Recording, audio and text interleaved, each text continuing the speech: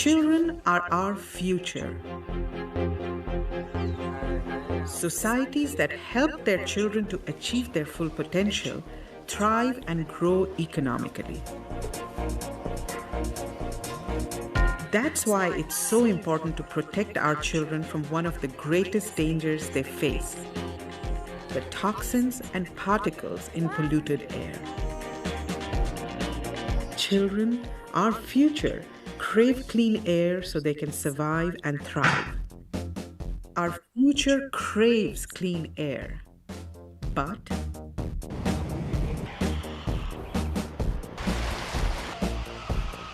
air pollution is increasing.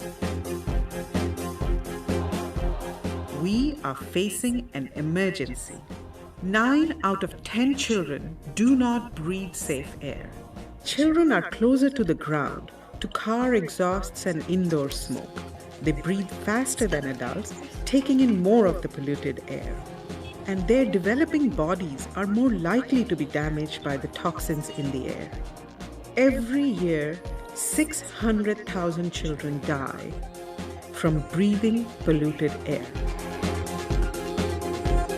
Before a baby takes her first breath, she's being harmed by the toxins her mother is inhaling.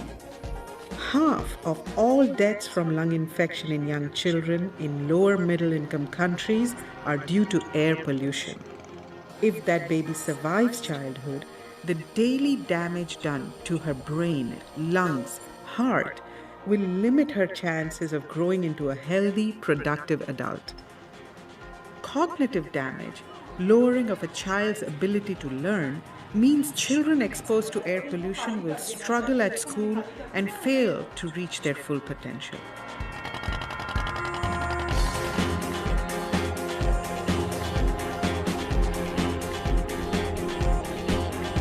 Terrible damage has been done, but it is still not too late to change.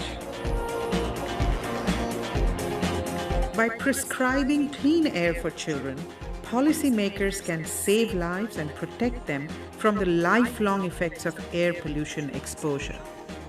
We all have a role to play. Activists, experts, economic and political leaders, and individuals can all take steps to better manage waste, change the way we travel, monitor air quality, and regulate production of pollutants, among many other potential actions. But we have no time to waste. We can and we must act now. The social emotional learning, we hope every children can be confident with themselves and also have good skills in communicating and negotiating with others, and also realize the relationship with the group. And back to our pilot schools, because a lot of children, they are from the rural area, they are the ethnic minority children. Though nearly 30 million children are still out of school in sub-Saharan Africa, great strides have been made in providing education to all children. Há uma mudança, não como antes, a escola está pronta para dar mais educação. Este ano, a escola já é IPC. Since 1999, primary school enrollment in sub-Saharan Africa has risen from 58% to 77%. Nasoma kwa bidii kwa sababu sina cha kutegemea duniani. Ni masomo nijisomee ili baadaye nipate maisha mapya mazuri. However, violence, political instability, insecurity, poverty, and deprivation are threatening development gains. In the Central African Republic and South Sudan, gender-based violence has increased, as has the number of children associated with armed forces. UNICEF and partners have secured the release of over 1,000 children from armed groups this year in the Central African Republic, more than 5 times the total number of children released in 2013. These children are provided with healthcare, psychosocial support, family tracing and reunification, and a return to school. Any country, any society which does not care for its children is no nation at all.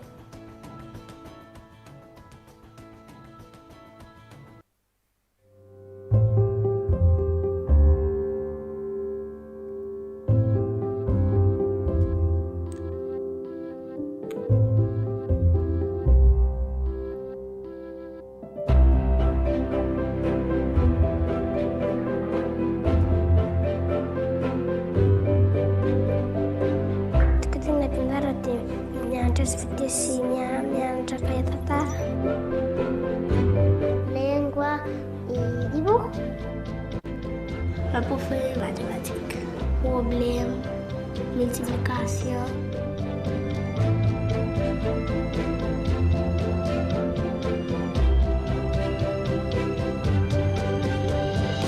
Kita tutup pinagula amon. Itsukli amon. Upay pag-eskwela. When I see Ebola, I feel very sad. That is why I say I want to become a medical doctor. Di école de Gosso, après de donner des savoir, regarder respectable.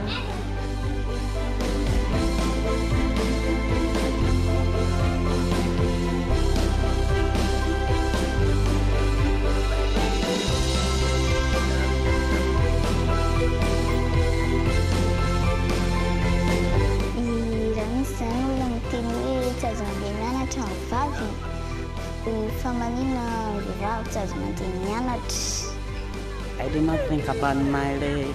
I feel free.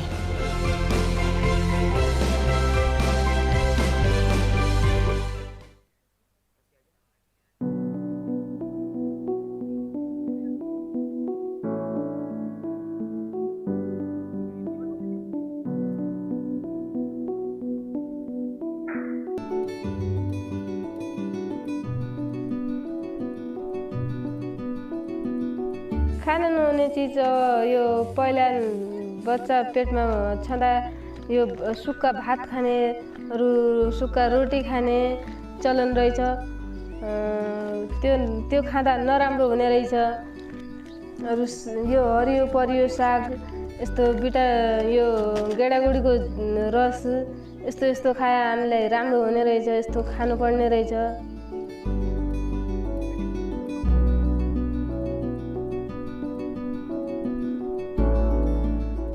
समसेविका दिदीले भन्यो हस्पिटलमा जाँदा उहाँ डाक्टरहरूले भन्यो दिदीले समसेविका दिदीले भन्यो अब त्यस्तो साबुन पानीले यस्तो यस्तो हात धुनुपर्ने त्यो पनि थाहा भएनन् र यसरी बच्चालाई दुध पिलाउने त्यो पनि थाहा भएनन्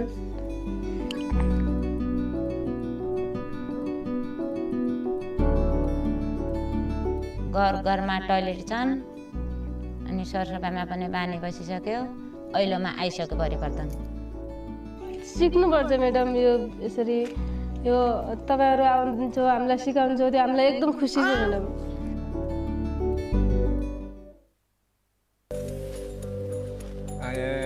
Untuk menambah penghasilan itu dulunya saya kan awalnya bertani biasa tidak pakai mina padi.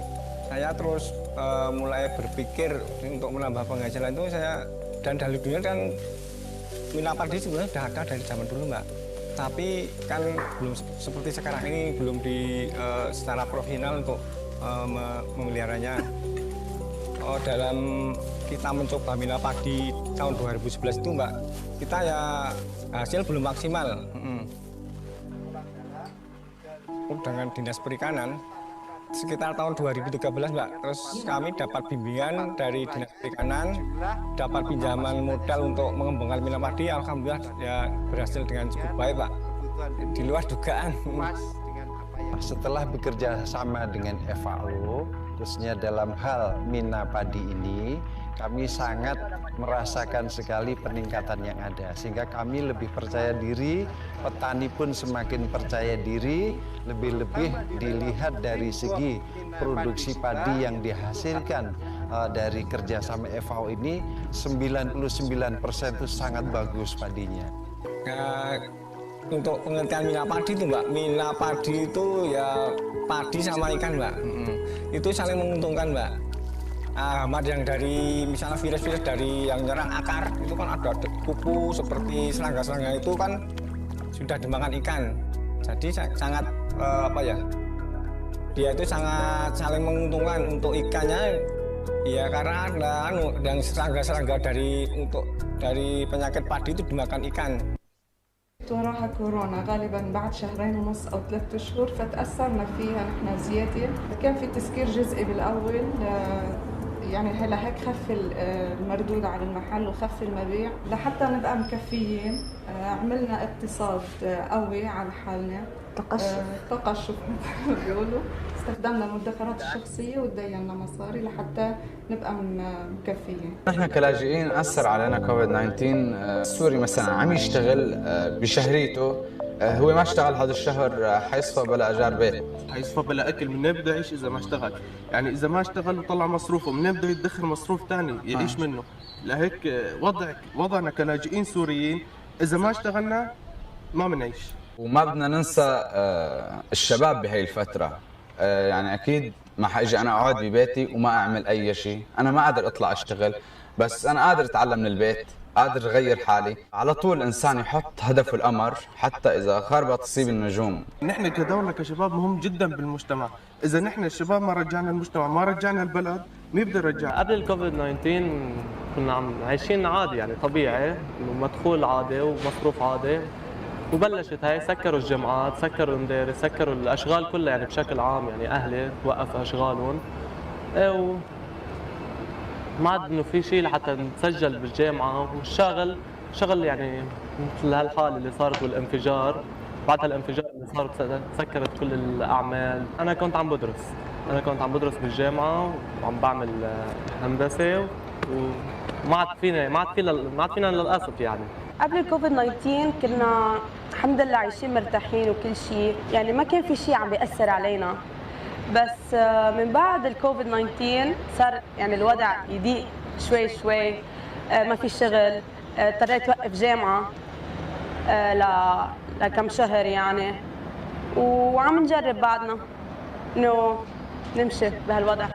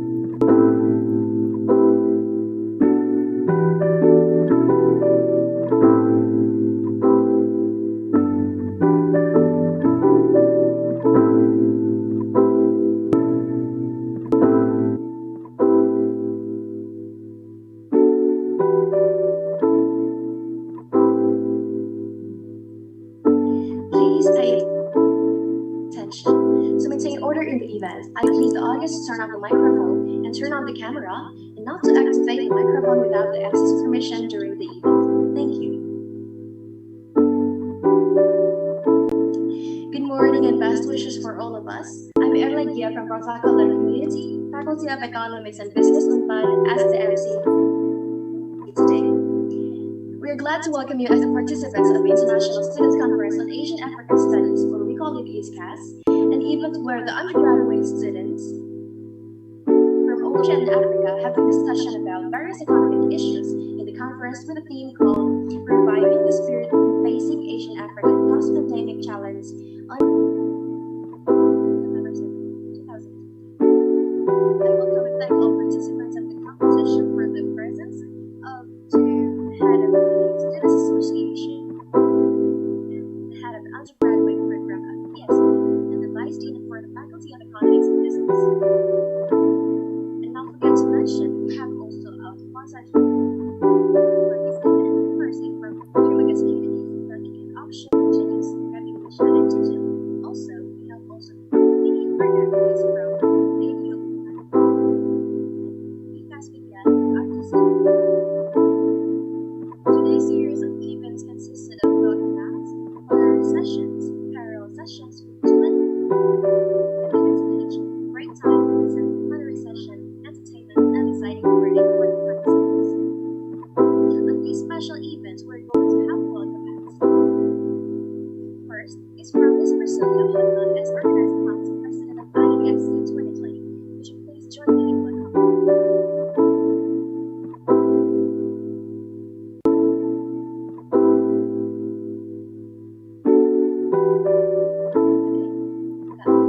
Please, the stage is yours.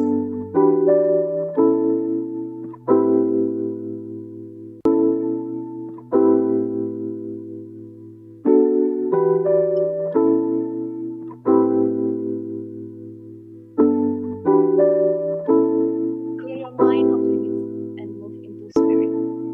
Assalamualaikum warahmatullahi wabarakatuh. Salam sejahtera untuk kita semua.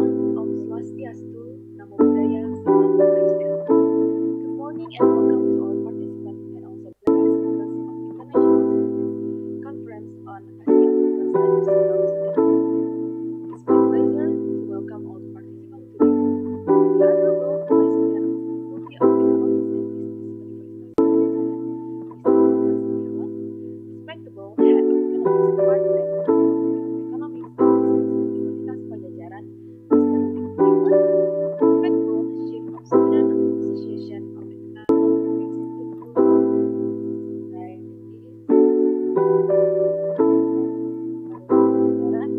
Muhammad Faisal Hikman, and also Vilas First of all, let's pray and thank Allah for giving us wishes and blessings so we can end this conference fully without obstacles. And I hope we all wherever we are. Ladies and gentlemen, we've been living in this pandemic for more than half a year. The economic sector is facing this pandemic, but also the other sectors to manage how to get. The global economic growth drops far from the forecast, and growth is on the edge of recession. This is the first time the pandemic ever happens in modern times. There are many sectors which affected in this pandemic. However, we can let our spirits down. Without them, reviving the spirit in facing ASEAN African post-pandemic challenges, we hope we can revive the spirit to deal with the current situation by making and minding steps. To all the participants, thank you for joining our conference. We hope you all can give your best this day from your mental presentation. And also, we give you the privilege to watch our plenary speakers and present. Ladies and gentlemen, I want to share the most important thing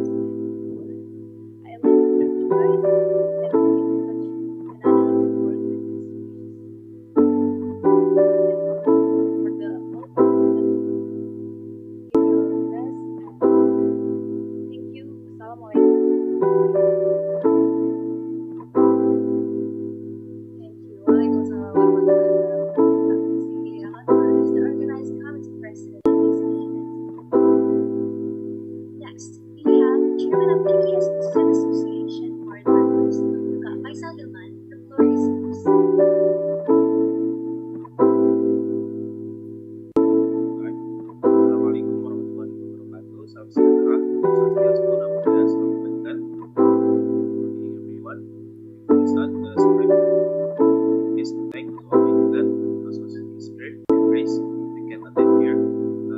Follow the conference. Honorable Thomas Tiao Ward, as a Vice Dean Faculty of Economics and Business Madinah University. Respectable Mr. Roni Kurniawan, as a Head of Bachelor Program in Economics Faculty of Economics and Business Madinah University. Respectable all the speakers, Mrs. Viani Puspitasari and Mrs. Viani Puspitasari is Interrogate International Relations and Research Center in Security and International Studies, Mrs. Kuban, and Mrs. Vivi Yulaswati as Expert Staff for Social Affairs and Poverty and Governance. Thank you for being pleased to fill our program today. I would like to say thank you all, committee, Priscilla, Presidia, and the team, all stakeholder members who have prepared the event very well. And lastly, I would like to thank all conference participants who are here. We will give PS and enjoy the program. The International Students Conference Asia Africa Studies is one of a series of ISC program of ISCAAS, which is the main event of with the main theme today, reviving the spirit and facing Asia Africa post-pandemic challenges. With this big event, we encourage the nations charter to look for new modern strategies to face various global challenges, especially in Asia Africa region, through innovation and through the sustainable development. With this conference, we invite all the participants here to accelerate and stimulate the recovery of state development Asia African country post-pandemic. So it's free from the registration. I hope the today's event will run smoothly and successful, so it can become a source of useful knowledge for everyone here. We hope it will be a meaningful contribution to the progress of our country and nation. Maybe that's all from me. Thank you very much for your time. Enjoy the conference. Assalamualaikum warahmatullahi wabarakatuh. Waalaikumsalam warahmatullahi wabarakatuh. Thank you, everyone. Next, we have Mr. Head of Undergraduate Program of ISCAAS. Please, sir.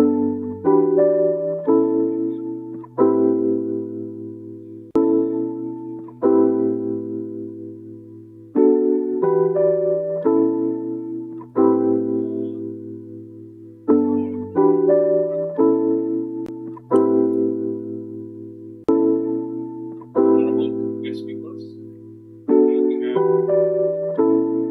US from us,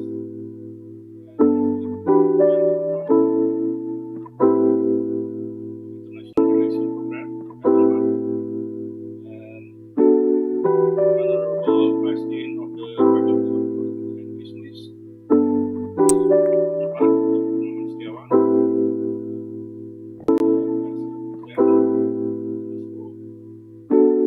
also Mr. Price Hilman,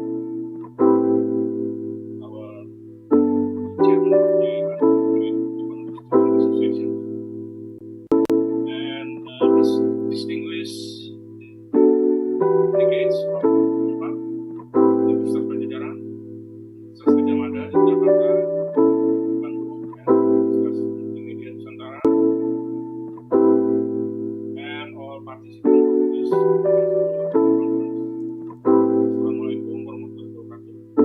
Good morning. Please let me introduce myself first. My name is Kurniawan. Currently I'm the head of the program at the Faculty of Economics and Business, Universitas Pajajaran.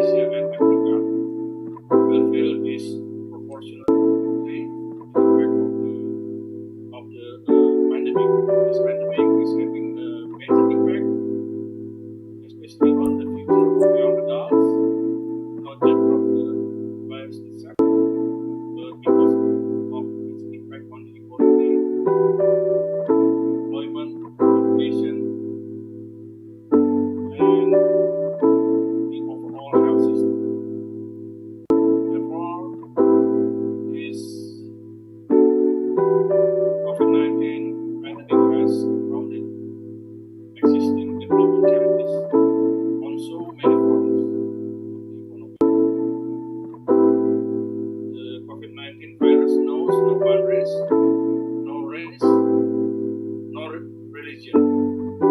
It teaches us that only a global solution underpinned by solidarity and swift action can counter these forces.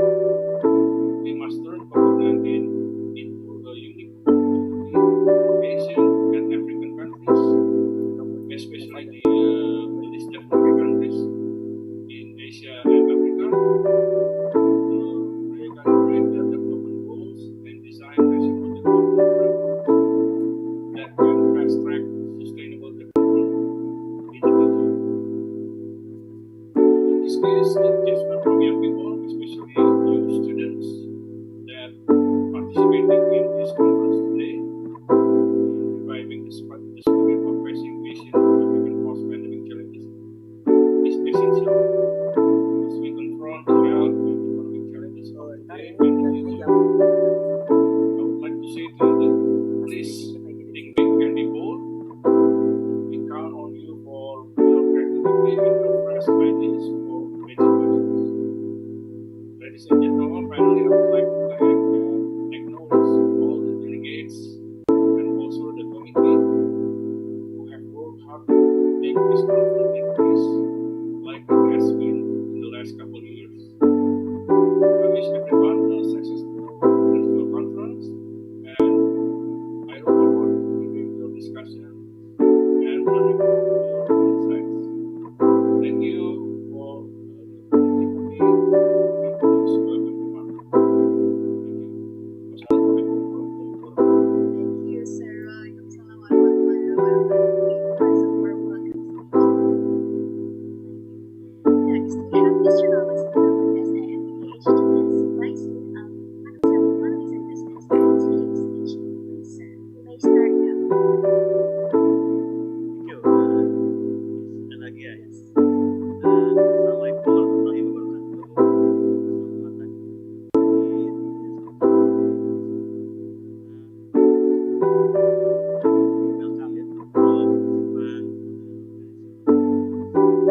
participants, guests, speakers, here we have ada di program National Relations Program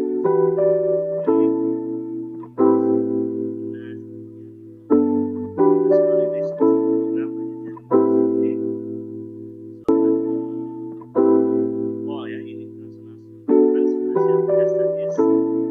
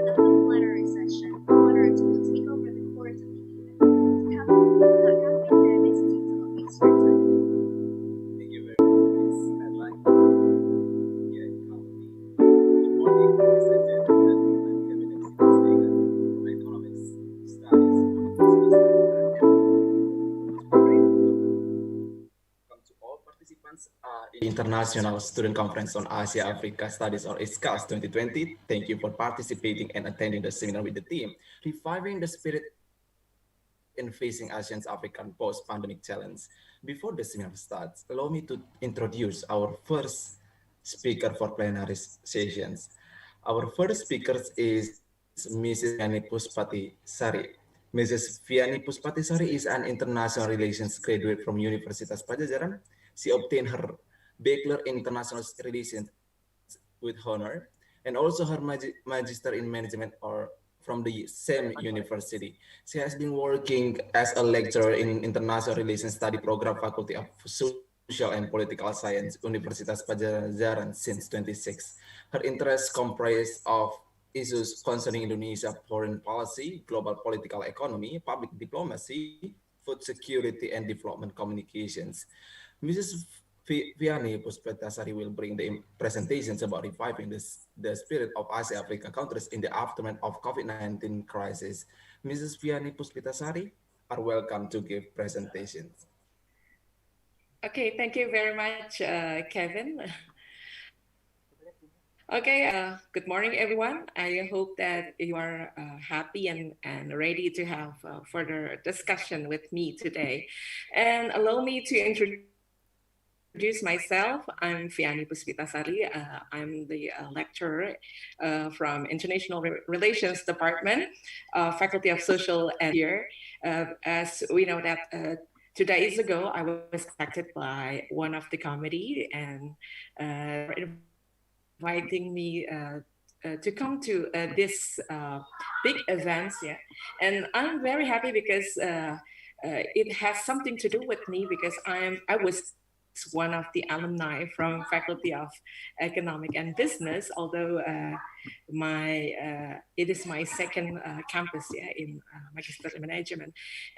And today I would like to discuss with you about the very interesting topics, yeah, about the COVID-19, and allow me to share screen right now. Yeah. Okay, here we go. So long, isn't it? Yep. The topics that I would like to deliver today is entitled Reviving Spirit of Asia, Africa Countries in the Aftermath of COVID-19 Crisis. And what to expect from this presentation and also the discussion. Actually, even though I was the lecturer in international relations and part of the subject matter that I deliver during my classes is relating to global political economy and also to the things that we are discussing right now, but maybe part of them rather different from what you have learned from the Faculty of Economy. And I hope that these two different background can complementary one to another. Okay, what to expect today? I would like to explain the impact of the COVID-19 pandemics on Asia Africa's economic performance through macroeconomic perspective. And there will be an overview of significant changes in Asia Africa's economic stability, include economic growth and recession, and government and public policy due to the COVID-19 pandemic through macroeconomic perspective. And also there will be an outlook to Asia Africa's, especially Indonesia's readiness to face the COVID-19 pandemic, and predictions of post-COVID-19 socio-economic stability include economic growth and recession and government and public policy. And maybe later on we also will, I hope that we will have a further discussion on the another factors that afflicting in this kind of issues. Well, going to the introductions. Since the World Health Organizations finally declared the COVID-19 outbreak as a global pandemic on 11 March 2020, lives have been unpended and economic activities disrupted around the world. And there are some key sectors that have been affected, and particularly it's on the travel and tourism and also retail and other service sectors. Well, I hope that these presentations are clear enough for you, and I'm so sorry for the small fonts of my presentation. Okay, I hope that that won't bother you. Okay, and also there is a business operations about the supply and okay, should I yes, show this? Yeah, okay. Well, we know that as several countries impose lockdowns, community quarantine, stay-at-home orders, temporary business closures, and travel restrictions or prohibitions to contain the virus. And the COVID-19 outbreaks has diminished prospects of an economic recovery, a broad global slowdown last year. In 2019. And while initial pronouncement estimated a brief and limited impact on the global economy, the exponential spread of the outbreak to other regions, including Europe, United States, and also ASEAN, set off the tapering of growth prospect. Next. At the onset of COVID-19 outbreak in Wuhan, the primary concern among Asia and Africa countries was the possible impact on supply chains because, because of the temporary closure of factories in the Hubei province due to lockdowns. And as we know together, Hubei is a major industrial hub, particularly for machineries and electronics. And when production there went on a standstill, it created shortages, of course, in supply of parts, which caused operation along the supply chain, including those abroad, to reduce operations. And this affected those integrated in the supply chain, including the AMS, or called as the ASEAN member states, and also advanced Asia economy and also Africa countries. And going to the next, as we will discuss about Asia, reviving the spirit of Asia and Asian and also African countries in the aftermath of the COVID-19, I would like to divide my discussion into three parts of this region. The first one is ASEAN, next will be the Asia, and for the third part will be the African countries. For the ASEAN, as virus spread rapidly in China, most ASEAN member states or member countries restricted travel from to China, which was then expanded to other affected countries such as Japan and Korea by canceling flight connections and tightening or even closing border crossings. And the immediate and direct impact was thus on travel and tourism. And these East Asian economies were among the largest sources of tourism to ASEAN. Yeah. And as travel restrictions further expanded, they led to mass cancellation of bookings within the tourism industry, affecting business and workers. And that happens a lot, not only in Indonesia, but also to other 10 member states of ASEAN countries. And early cases in the AMS also surfaced, further affecting tourism.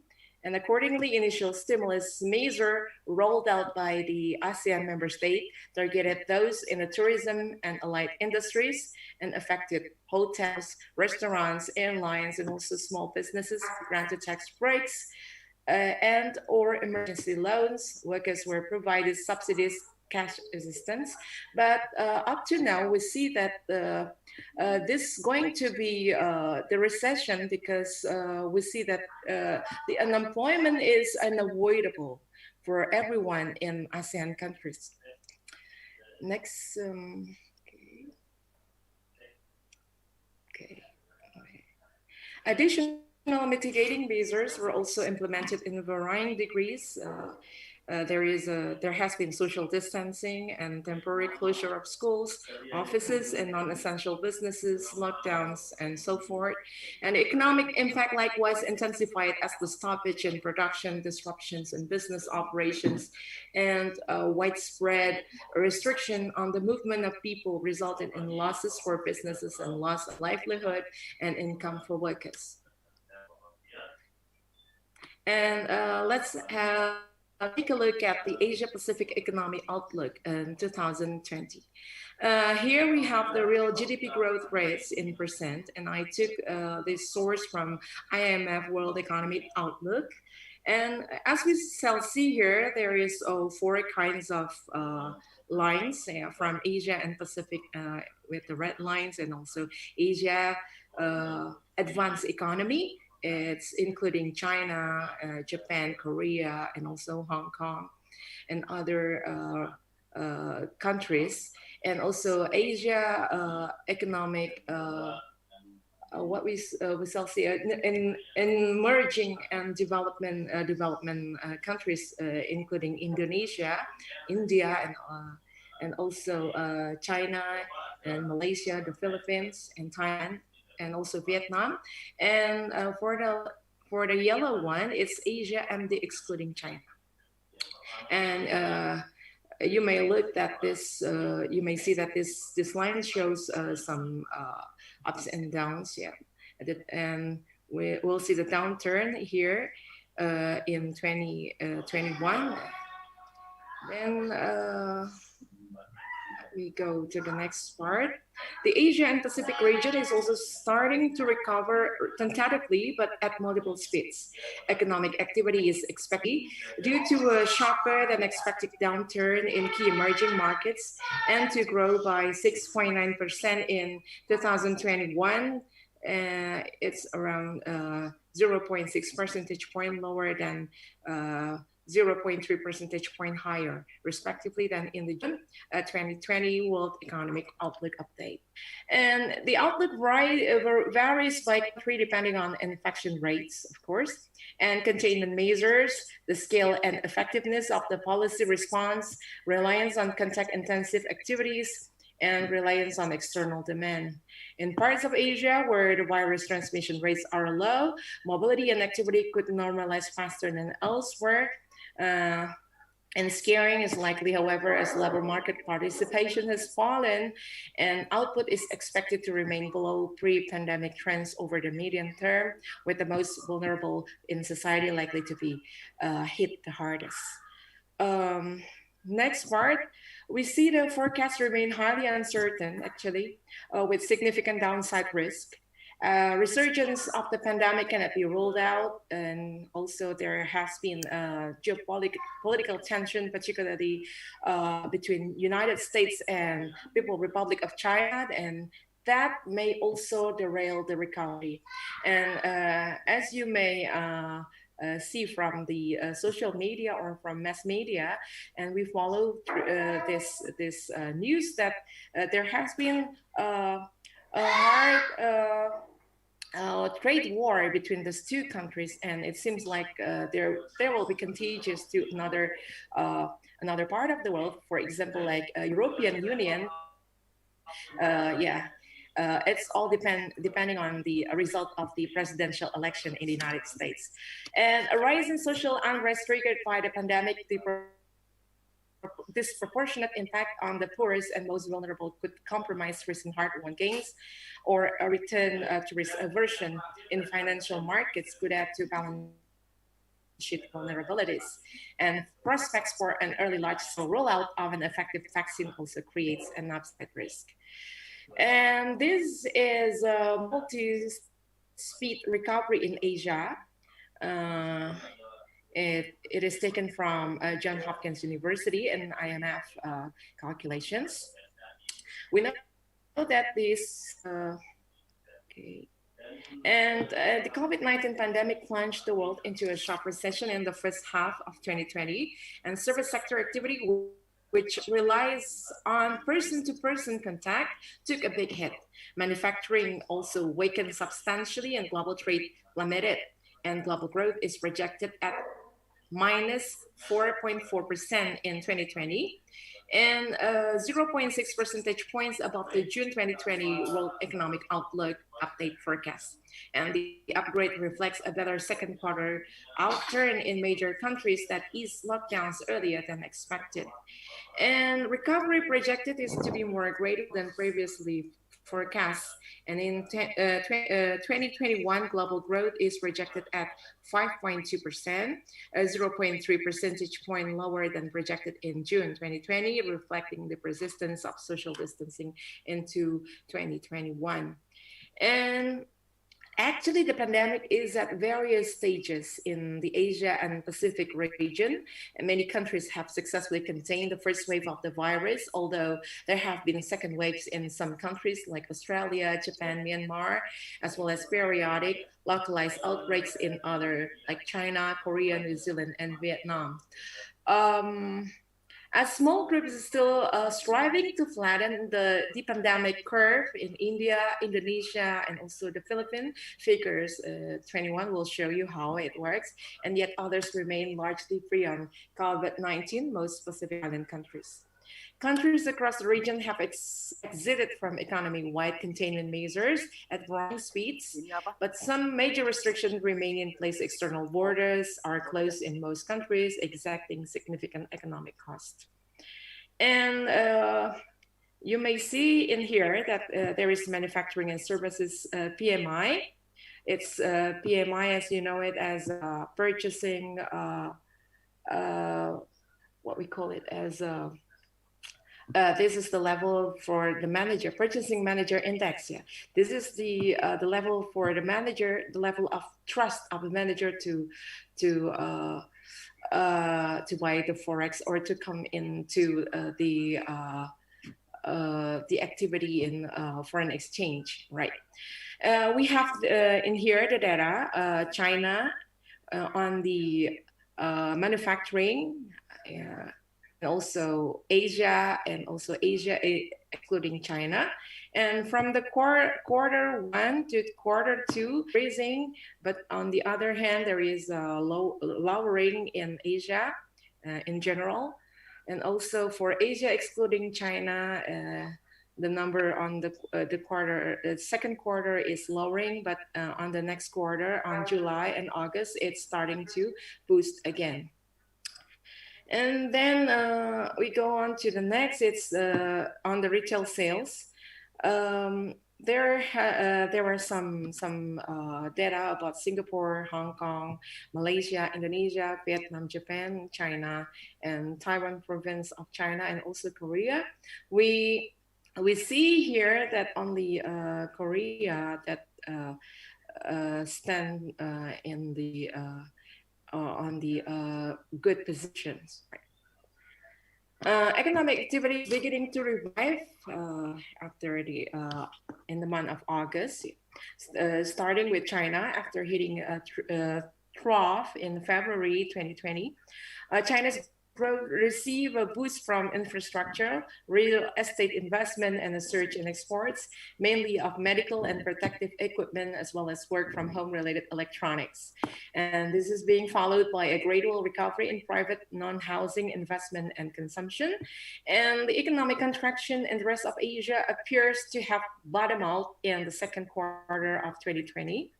As you may see on the previous graphic, right? Then fall in remittances compounded the hit on activity in the Philippines and the Pacific Island countries. High frequency indicators point to a drop in activity for much of Asia in April, with economies recovering thereafter, though at multiple speeds. And advanced economies with lower infection rates have seen a bigger pickup in activity through to August than did emerging market and developing economies, excluding China. Inflation across Asia has remained largely contained because of a drop in demand, lower oil prices, and stable food prices, but inflation has been high in India due to supply side disruption related to lockdown. And countries recovering faster from the pandemic are those that introduce effective containment measures early and time their exit from containment well. And comprehensive testing and contact tracing infrastructure were key in the early stages and exit phase of the pandemics, including countries that did not implement mandatory restriction, such as Korea. Fiscal support also facilitated the resumption of activity, and that said support targeted to vulnerable segments of society has been deficient, highlighting underdeveloped health and social institutions, weak financial inclusion, and high levels of formality. And the impact of COVID-19 on key, now we go on to the African after talking about ASEAN and Asia, we go to the African sectors. Africa recorded its first COVID-19 case in Egypt on 14 February 2020. And since then, 52 countries in African continent have reported cases. Initially confined to capital cities, cases are now reported in a significant number of countries and in multiple provinces. On 4 May 2020, the number of confirmed COVID-19 cases had risen to 44,873 and caused 1,807 deaths. The African countries with the highest number of infections at the time of writing these 4 points are South Africa, Egypt, Morocco, and Algeria. However, the full scope of pandemic remains uncertain as cases are underreported and accuracy of data collection varies considerably. And beyond this health risk, the COVID-19 shock to African economies is coming in 3 waves, actually. The first one is lower trade and investment from China in the immediate terms, as we know that the China is the major counterparts of business to African countries, and a demand slump associated with the lockdowns in European Union and also OECD, Organization of Economic and Cooperation Development countries, and also continental price shock affecting domestic and intra-African trade. And it is shaking commodity-driven growth models that had largely failed to create more and better jobs or improve well-being.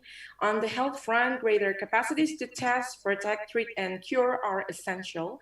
On the socio-economic front, policy measures should cushion income and job losses while tackling the specific challenge of high informality. Beyond the immediate response, recovery strategies should include a strong structural component to reduce dependence on external financial flows and markets, and develop more value-adding, knowledge-intensive, and industrialized economies underpinned by a more competitive and efficient services sector. And effective implementation of the African Continental Free Trade Area that's supposed to be started by July 2020, and the African Union Productive Transformation Agenda can strengthen regional value chains, reduce vulnerability to external shocks, advance the digital transition, and build economic resilience against future crises. In early March, the World Bank announced it would commit around $12 billion in aid to developing countries to help them to deal with the impact of the virus and limit its spread. And the bank said it would prioritize the most at-risk countries. And the World Bank also introduced a pandemic bond in 2017, which as part of the pandemic emergency finance facility intended to provide money to help developing countries in the event of a pandemic reaching certain threshold and condition. So far, these criteria have not been met and the bond has not paid out. And uncertainty regarding of spread of COVID-19 is high. Its impact on Africa is expected to be serious given the continent exposure to China. And so far cases have been reported in Algeria, Cameroon, Egypt, Morocco, Nigeria, Senegal, South Africa, Togo, and Tunisia. And if there is a widespread outbreak of COVID-19 in Africa, it could overwhelm already weak healthcare system in the region.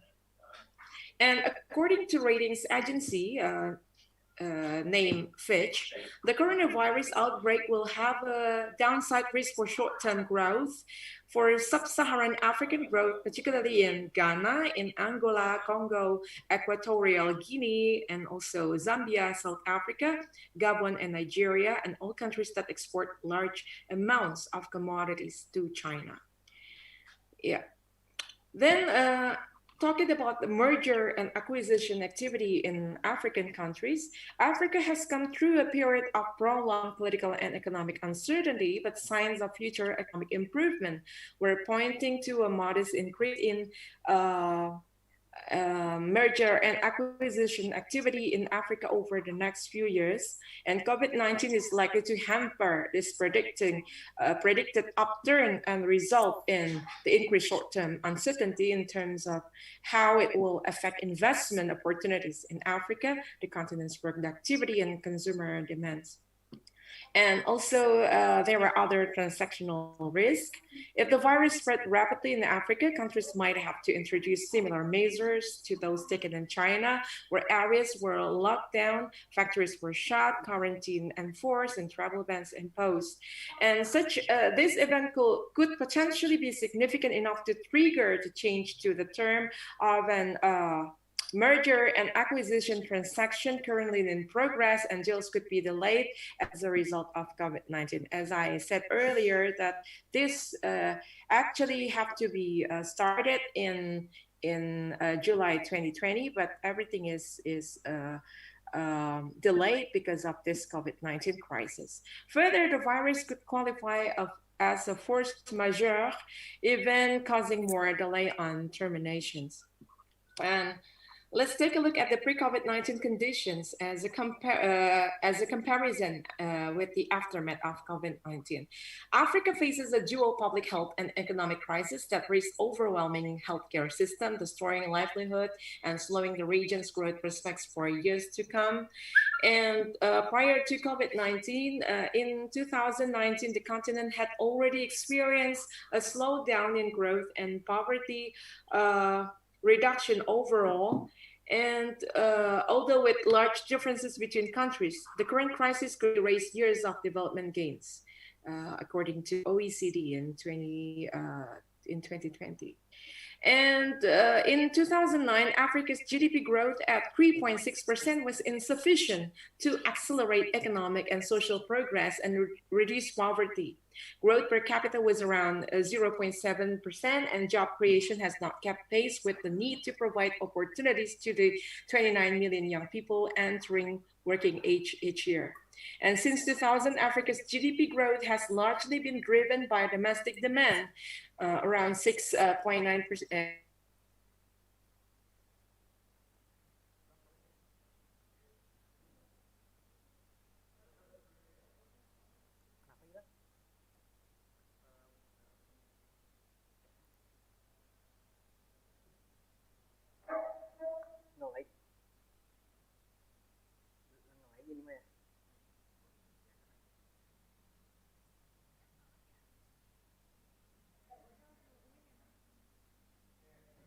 Okay, I'm sorry for the delegates because actually currently our first speakers, Mrs. Vianney, have trouble in the technical, so we are waiting for Mrs. Vianney for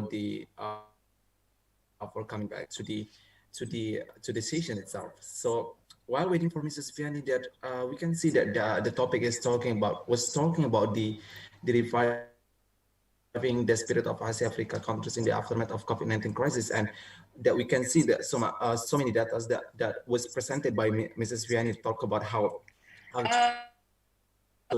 so yeah, welcome back, Mrs. Vianney. Okay, I'm sorry for the unstable connection of my internet at home, but I hope that won't make any difference, right? Yeah. Is there any time for me to continue my presentation? Yeah, sure. Okay. Mrs. Vianney. Okay, what time do we have? How much time do we have? Okay, actually we have until 10:15. So okay, 10:15. Okay, that would be enough. Okay. I'm sorry for this no problem. this problem. Okay, yeah. Let me continue with this. Oh, I'm sorry. I think I got the wrong. Okay, around this. Oh, well. Oops, it seems like a problem with this. Can anyone help me to share my presentation? Oh, okay. Yeah. Thank you very much. Yeah. Anyway, it seems like I encounter a problem with this. It's usually happen in the pandemic. Connections anyway. Thank you very much. Okay, where do we go? Okay, I think we should skip some of the yeah. There we go. Okay, continue. Okay, continue to another, yeah. Yeah. Okay, stop right here. Previously, go to the previous. Okay. In 2009, Africa's GDP growth at 3.6% was insufficient to accelerate economic and social progress and reduce poverty. Growth per capita was around 0.7, and job creation has not kept pace with the need to provide opportunities to the 29 million people. Okay, I think we should go to just skip it. Yeah, okay. Go on to the next. Yeah, okay. Macroeconomic supply and demand shocks will have adverse impacts on growth. And we know that Africa is confronted with a double supply and demand shock arriving in three successive waves. Yeah, waves. The first one is from the People's Republic of China, the second one allowed by OECD countries, initially Europe and now United States. And lastly, a likely intra-African wave that may come if Africa countries fully implemented confinement measures such as South Africa. The decline in economic activity and employment in 2020 through 21 will be determined by the magnitude and the persistence of the shock, the impact of pre-existing crisis and vulnerability, example Russia conflict and fragility in the Sahel or locusts in East Africa spreading to other regions, and the response by African government and business. Okay, go on to the next. First wave comes from China through weakened trade channels and lower foreign direct investment in the immediate term.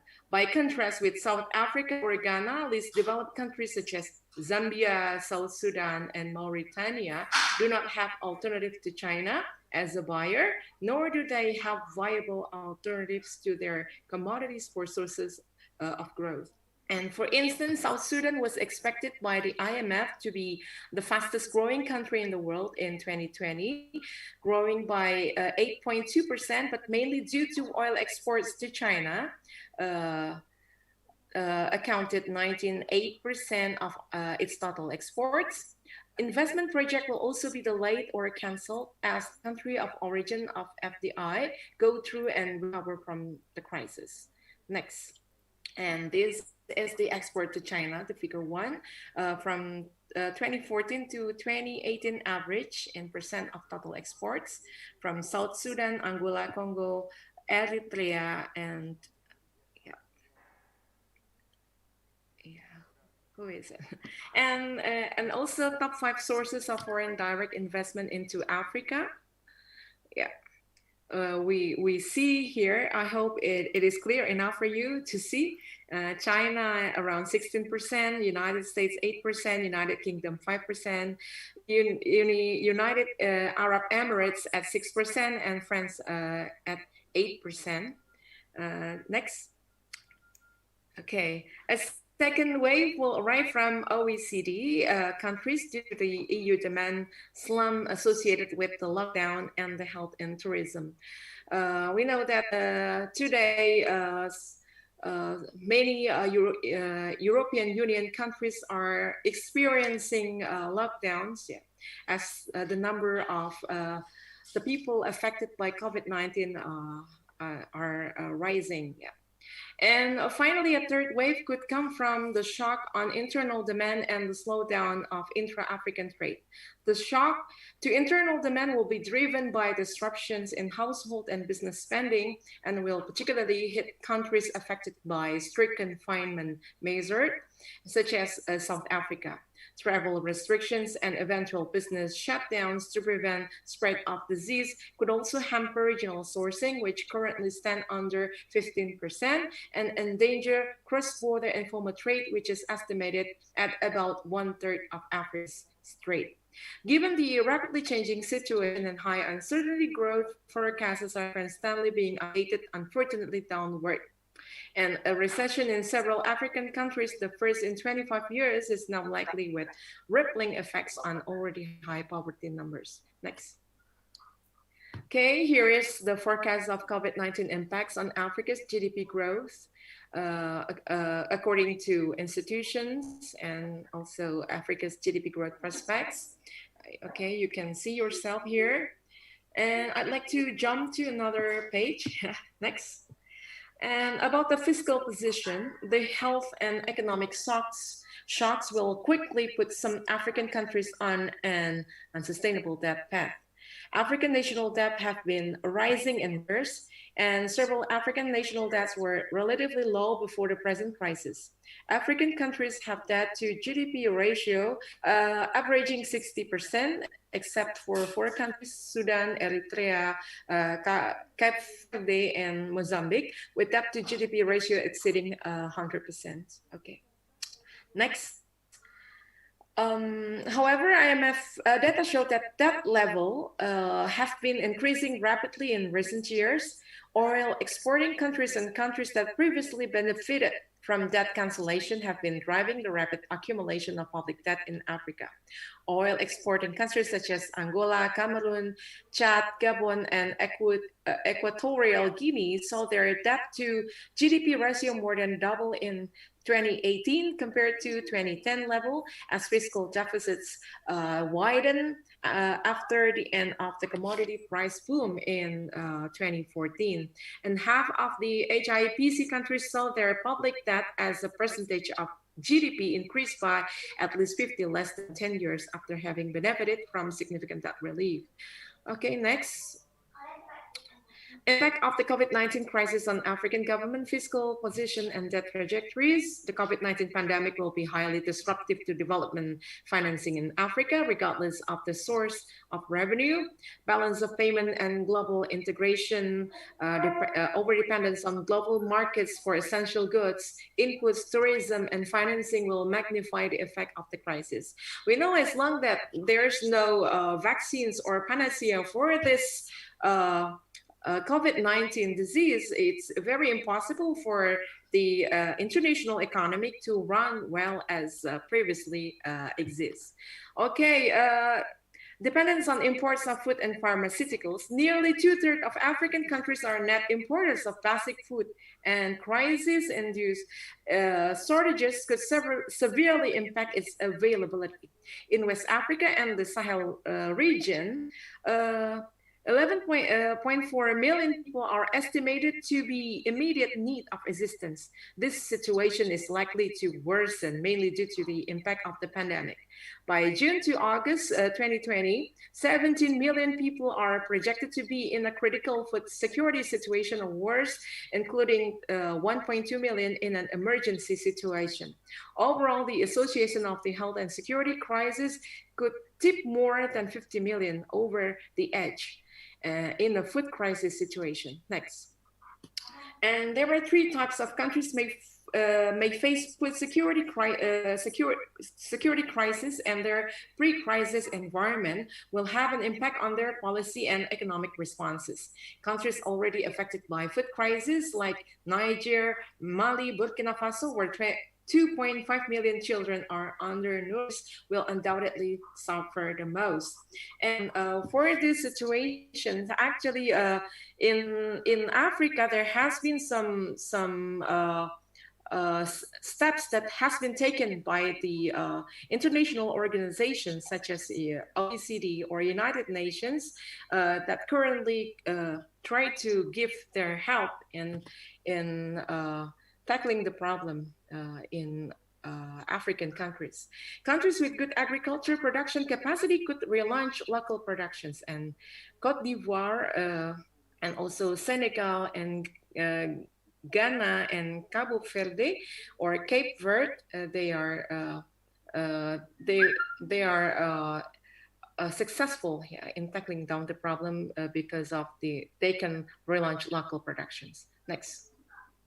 I'm sorry for this. There about the policy option for African countries.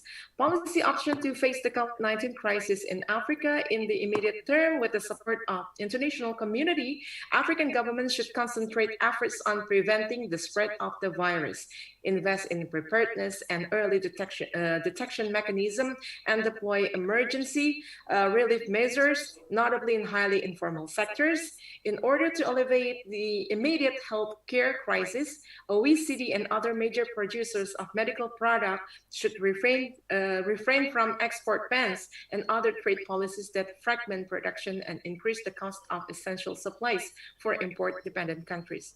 OECD countries should also maintain and increase official development assistance, or ODA, levels, and reinforce cooperation to mobilize private capital. Next. And how about in the short term, fiscal and monetary measures should channel liquidity to small and medium enterprises, household, informal workers, especially in the most vulnerable economies, within the coordinated global response to the crisis. Next. Okay. And policy option for Asian countries. With the pandemic seemingly far from over, policy support should be sustained and in some cases increased. Strong health and healthcare and containment measures are vital until the pandemic has abated. Targeted fiscal spending is needed until the recovery is entrenched, and it should aim at the most vulnerable where fiscal multipliers are highest, and to job-oriented, inclusive, and green investment. Looking ahead, credible fiscal plans will be key to secure that sustainability. Monetary policies should remain supportive. Elevated credit risk demand continual monitoring, especially where debt levels are high. Policymakers need to redouble efforts to keep workers connected to the labor force and solvent firms in business while allowing non-viable firms to exit and facilitating new businesses to emerge and generate new job opportunities, and thus mitigate scaring. And fiscal support has also been critical to reduce economic costs, underpin recovery, and limit scaring. And the crisis is having the largest impact on high income workers, women, and youth, and so is increasing inequality. These distributional effects could be even larger in the medium terms of as robots display low-skilled workers, and the resulting higher levels of inequality could undermine social cohesion. Policies should be targeted to mitigate the pandemic adverse distributional consequences and so underpin overall economic activity and virus containment.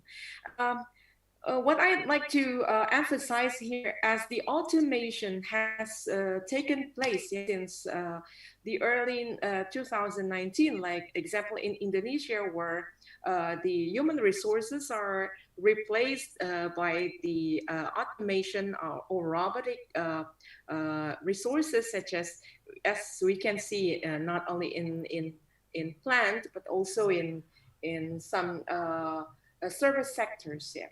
And it could be some challenge, yeah, for the government of each countries to how to cope, yeah, with the problem between the automation on one hand and also the unemployment on the other hand. Next, how about Indonesia? This is the things that I'd like to discuss further as we know together that last 2 weeks that the omnibus have been launched, yeah, by the Indonesian government, and that has caused big attentions, yeah. And also there have been some rallies, yeah, on the streets, and ultimately done by the labor workers or the labor forces, and it's been so challenging, yeah, not only for the government but also for everyone else relating to this field. And okay, actually, I'd like to borrow, yeah, the Economist World Bank Indonesia, which has been presented on October 2, 2020. Can I share my own screen now? Oh, okay. Thank you very much. So this is, the committee will do it. Okay. I want to share my own screen as I want to share this one. Yeah, the presentations from from Van Doorn. It's about Indonesia. It's from containment to recovery, the outlook, especially for Indonesia. We have now seen that entering the Q4 in 2020, the road to recovery seems to remain long, as we know that today the problems is still with how to find the vaccines or the panacea of this infectious disease. That's why we can see now that Indonesia recent development up to August is on the stagnant level, and Indonesia's economic outlook between 2020 to 2022, and also we will see accelerating towards recovery. Here is the large-scale social restrictions in Jakarta were relaxed in early June, then reintroduced again in mid-September. Yeah. And also Indonesia had the first economic contraction in Q2 after more than 2 decades. And as per yesterday, the number of the people who suffer from COVID-19 has increased, but as per today, there is a decreasing number of the people, and also the number of people who are getting healthy and recover from this disease is increasing.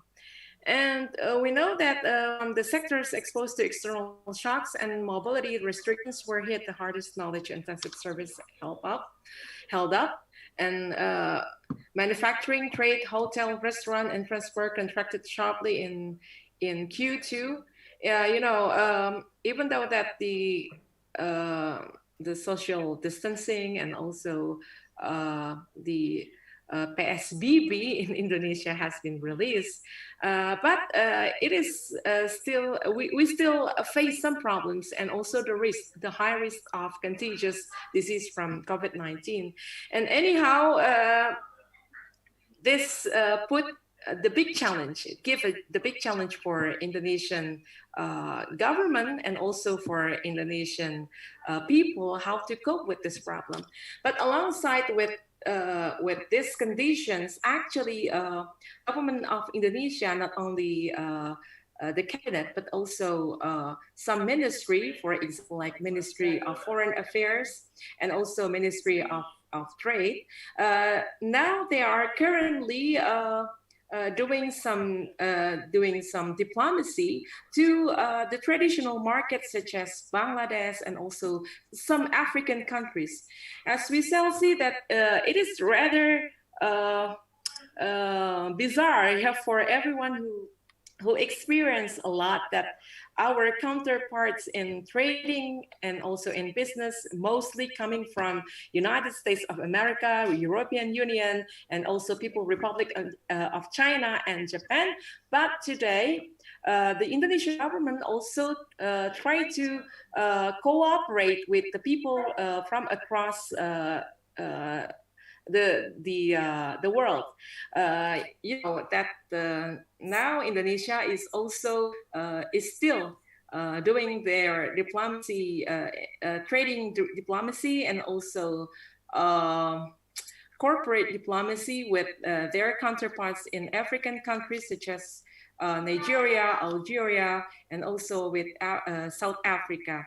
And we hope that by the end of the 2020 or the 2021, as it was, it will be getting better. And we hope that as the some activities of economic that conducted by small, medium enterprise, and on the other hand, there will be some activities from the another business sectors will be getting better if the vaccine has been founded and given to the people, so that the world is getting better, and there will be sunshine after the rain. Okay, maybe that's all I can share my perspective, and I hope that there will be further discussion on this, and I hope there will be some other perspective from you. Okay, thank you very much. Thank you very much, Mrs. Fiani, for the great presentations and explanations about the reviving the spirit of ASEAN Africa countries in the aftermath of COVID-19 crisis. So a little bit conclusions from what Mrs. Fiani's presentations before, she took two perspectives from ASEAN and Africa in the ASEAN that arise in social unrest by the pandemic's disproportionate impact on the poorest and most vulnerable could compromise recent hard-won gains or return rates variations in financial markets could and to balance its vulnerabilities. And the government should be sustained and in some cases increase strong health care and containment measures. And in other hands, in the Africa, that Africa confronted by three issues, that the first from the People's Republic of China, the hereafter the China's and USA trade war, and followed by OECD, initially Europe and the United States, and lastly likely the intra-African wave that may come in Africa countries. And the government should concentrate of efforts on preventing the spread of the virus and so on and so forth. And also, lastly, take the perspective of Indonesia, and she was mentioned about the omnibus law, the PSBB, Indonesia government people perspective, and cooperate with the people from other countries like the Nigeria and African countries, and how to put this perspective of small medium enterprises and help the vaccines as the fund and can help them to further know about the economic. And that's really great. Thank you very much, Mrs. Fiani. And with that, short conclusions, next is the questions and sessions. For all participants, you can ask questions by writing in the comments column. Wait until you ask to turn on the camera, and wait until I ask the to ask you to turn on the camera. And you have to put your name underscore your institutions. As example, we can say uni from Universitas Pajajaran, so uni underscore Unpad. That's the way you want to ask Mrs. Fiani's questions and answers in the sessions. But before the questions coming from the comments column, that I want something actually, Mrs. Fiani. So as what the presentation said, that the economic impact likewise intensified as the stoppage in productions, disruptions in business operations, widespread restrictions in the movement of people like PSBB policy that make the business coming loss and loss of livelihood and income for workers. The people are encouraged to be financially literate and digitally literate, because we have to adapt with the technological advancement. Means that we need to know further about this one. But at the same time, we have a low capacity on, they have a low capacity on their income, their knowledge about digital inclusions, and so on and so forth. What actually the government priority on these current issues, on these current problems in the aspect of economic for the workers itself? Thank you very much, Mrs. Fiani. Okay, thank you for this sharp question. Okay, actually, from my standpoint, the real need for every government is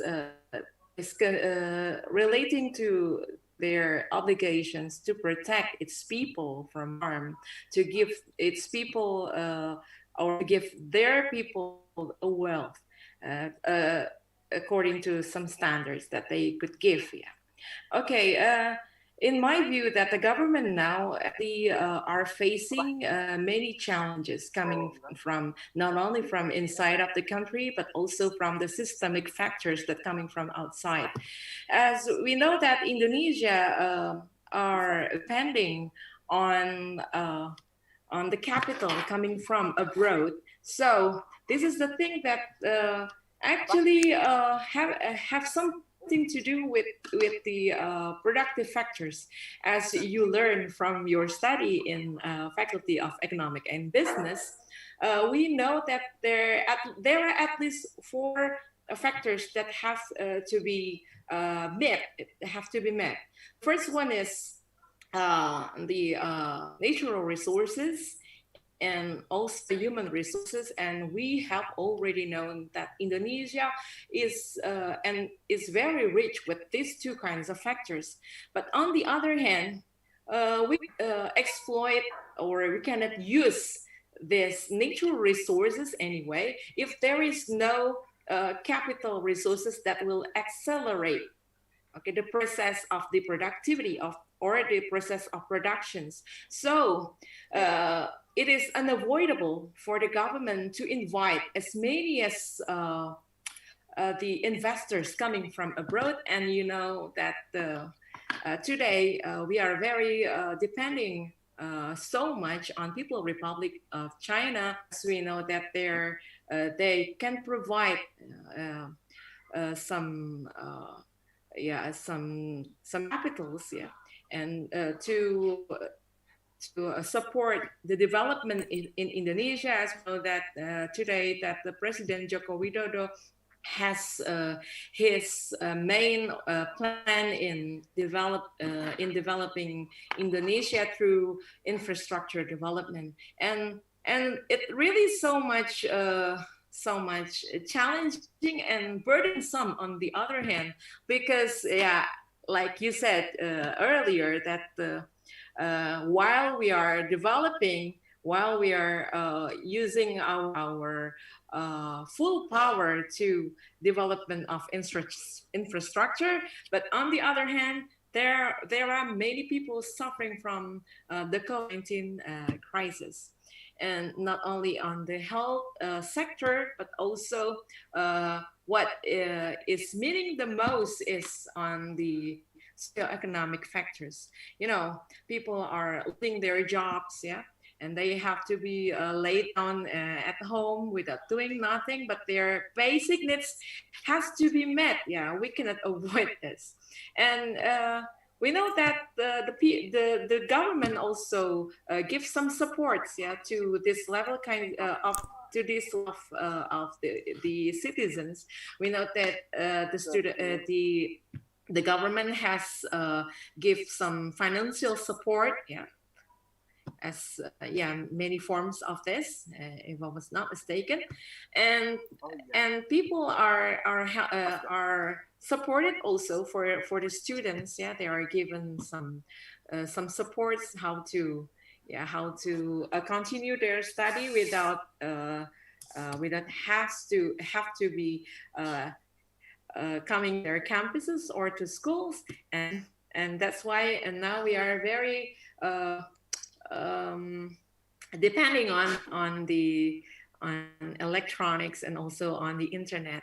And I know that this could be hard for short term, but for the long term, as the infrastructure is ready enough for to be operated and to be launched, I hope that everything's going to be normal, back to normal again, even though I know that it is not as easy as pie. We have to wait until everything is ready. And sooner after the vaccine is given to some of the prioritized people in Indonesia, we hope that this will be better or will be okay in the future. Wow, thank you very much, Mrs. Fiani, for the explanations, for the answers. So I got a little bit from your explanations that we have like the perspective that natural resource and human resources. If we want to make a better productions, we have to take care about the natural resources and human resources at the same point, and that's why the government trying to get the investment from the infrastructures. And you say that it's also about the financial support for the government, and also that's the key point. The last one that you said that it could be short term. We know that people trying to know, wait, what is this, and what do we do have to be for our life like this, and in the long term that we can be prepared more, and we hope infrastructure is ready enough. That's really good, and thank you very much, Mrs. Fanny, for the answer. Okay. And while waiting for other participants, again, I want to remind all participants, if you want to ask for Mrs. Fiani presentations or about the ASEAN Africa pandemic situations and so on and so forth, you can ask by put your name underscore your institutions, example, like I said before, like uni underscore UNPAD. And because we still have time for the questions and answer itself for Mrs. Fiani and while waiting for others, because I do believe that many delegates like trying to prepare their questions, and that's really great. And actually at the last one, this is about Indonesia, because it's so short, the presentation so short, and that's really insightful. And you said that that the government have to take care about have to take attention and pay attention in the people's perspective, and how to trade in how to include the small medium enterprises. But yeah, the government already make the financial support and so on and so forth. Many small medium enterprises based on the Bukalapak's data that they didn't know about the program itself, and didn't know how to do with the program. So what actually what actually the mistakes from these programs, and what actually the government have to put more intentions in these small medium enterprises? Thank you. Okay, very interesting question again. Okay, okay, Kevin. Actually, yeah, it is not only Indonesia who encounter this kind of problem, and for another country, this would be an issue that the how good a policy it won't be good if it is not well distributed or well communicated. Okay, so how could we tackling down the problem of this miscommunications? Actually, there should be good communication conducted by not only government but also yeah, some agent of changes, yeah, some agents of change in Indonesia, like the students, yeah. Although we face some problem, actually, I understand that part of us who are literate enough, yeah, to get the information, and who are for the people who are close, yeah, to the government levels, they actually uh, we try to encourage them, yeah, to help the society. And and also in my view, yeah, further I know that there are also non-governmental organizations or some organizations in the society that can help, yeah, to distribute information clearly to the people. And you can also take benefit from social media, and because it is very, yeah, it's easier for anyone else, and when it becomes viral, yeah, people will know that there is some information or there is some services given by the government. Only to blame the government in this regard, I don't think that it is a good way. Yeah? I think it's rather yeah, not a good decision, yeah, to blame for the government or to blame anyone else. What Indonesia needs right now is cooperation between one another, not only on the government sector, but also we can call the all the citizens, or and also from the students and universities to help to communicate every government regulations, yeah, to the people. Yeah, for example, as a student, you are now has the obligation, yeah, to community engagement, for example. You can also socialize the program of the government to tackle down the problem, and you can also help them to get out of this big issue, and how to invite people, or to yeah, to give information to the people to be aware of how harmful the COVID-19 is, yeah. And also you can also encourage people to use masks everywhere they go, and to conduct the health protocols, yeah.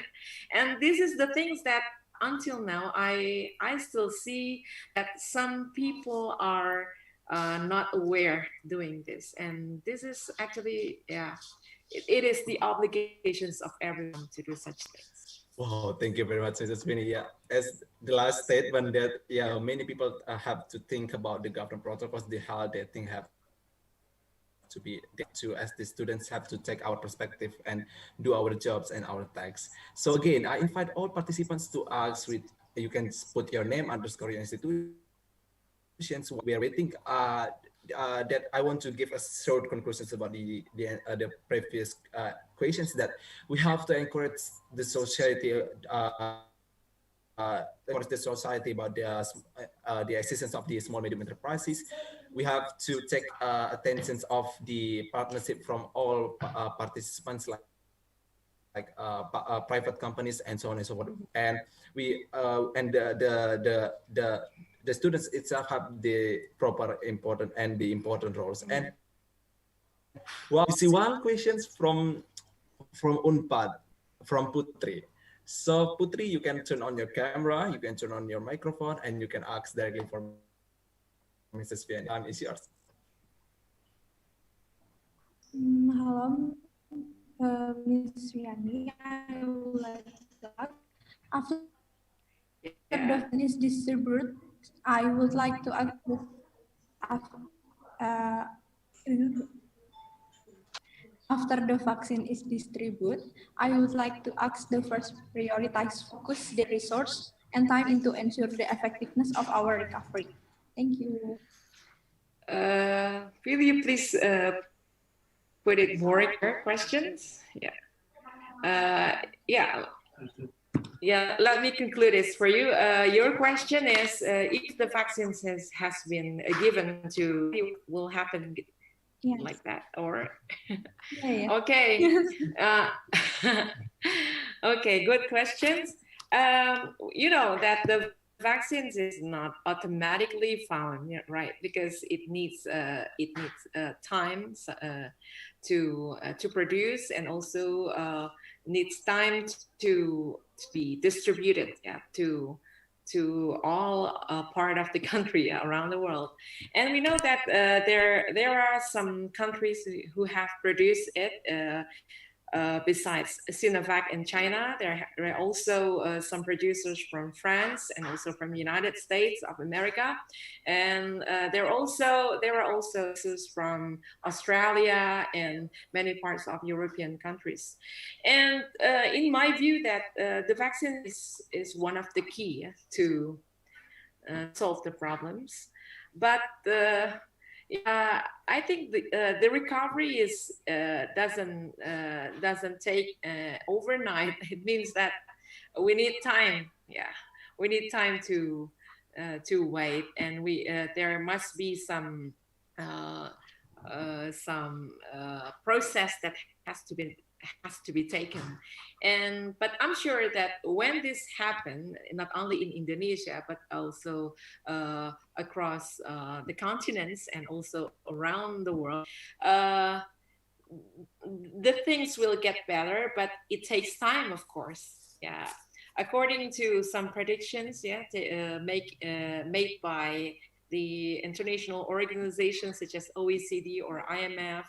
Uh, the recovery will take at least 1 year to go. Yeah, it means that well, perhaps the situation will get better in the mid of 22.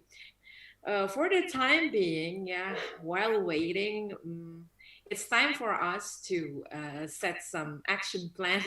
Yeah, we know that government is preparing for this, and in amidst the trouble of omnibus law or omnibus bill, and we know that besides uh, yeah um, its problem, we know that actually wants us, yeah, to be productive again, and they they decide that the productivity uh, determined by the investment. Yeah. And that's why we need so much the investment to continue the sustainability of our economic in the future. And of course, this is the thing that actually the citizens of Indonesia have to know and have to realize that to get there or to reach the standpoint of stability, it must be need some sacrifice, Yeah, sometimes we need to wait longer, and we have to be patient, and by and large we have to comply with the regulations made by the government, just to make the process when I'm sorry, just to make the process go as planned. Yeah, and that's the thing that we have to do right now. I hope that. Thank you very much for Mrs. Vianney. So how about it, Putri? Is it answered your questions? Oh, okay. Okay, since Putri said yes, there's second questions coming wait a minute. Okay, from Abel Pramudia Nugrahadi from UMN. So Abel, you can turn on your camera, turn on your microphone, and ask directly to Mrs. Vianney. Okay, thank you for this opportunity, and hello, Miss Vianney. My name is Hello. Abel from Multimedia Nusantara University. So I was as you said before, that our economy depends on foreign trade and investment. So during this pandemic, what can the government prepare so that our economy can be stronger and more independent, and which sectors can be optimized? Thank you. Okay, thank you very much for the questions. As I have explained prior to this question and answer sections, actually the economy of every country, it is not only developed by itself. Yeah. Actually, we live in the world where interdependency and also capitalist system exists. Yeah. Okay.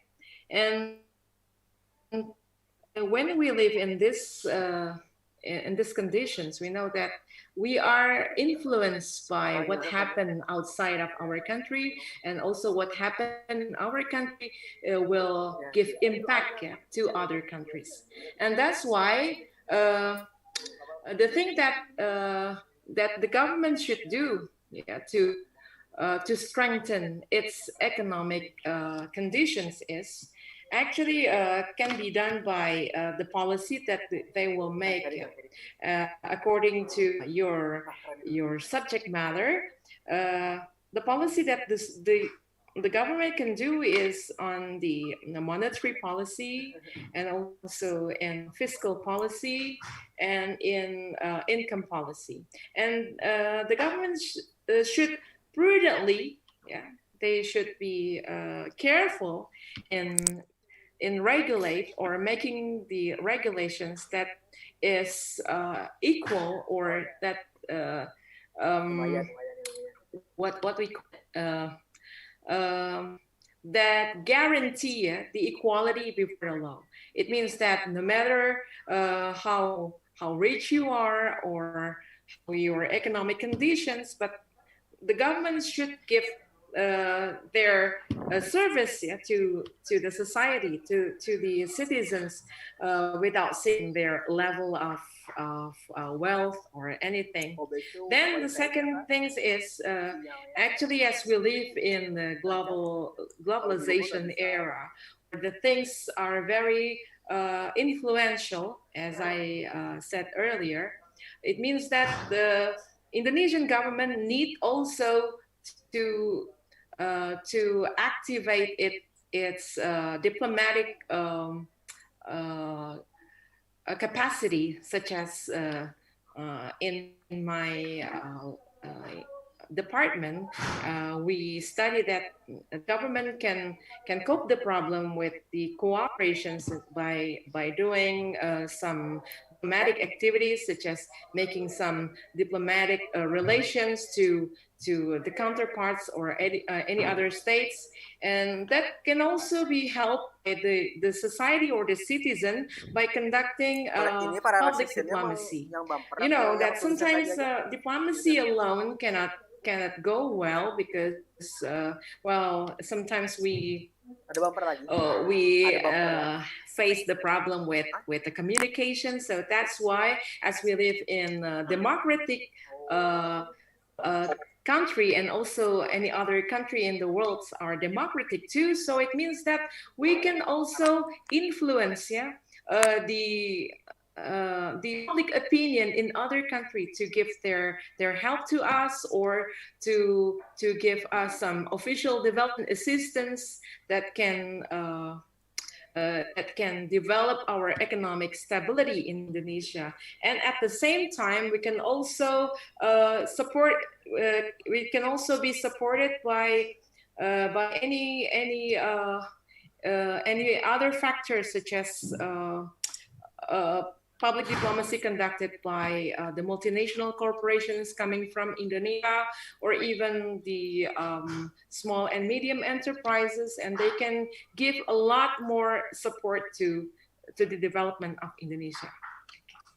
Thank you very much for Mrs. Fiani for the answer. For Mr. Abel, is that clear? Is that answer your questions? Yes, thank you. But I have asked the following question. Actually, because we have like a short time, and this is the last for the questions and answer. Is it okay? No, to ask, you can reach the Mrs. Fiani personally, or you can reach the committee, and the committee will ask the Mrs. Fiani. Yes. Okay. Thank you, Ms. Fiani. Okay, you're welcome. Okay. Okay, thank you very much for Abel Pramudia for the questions, and thank you very much for Mrs. Fiani for the answers.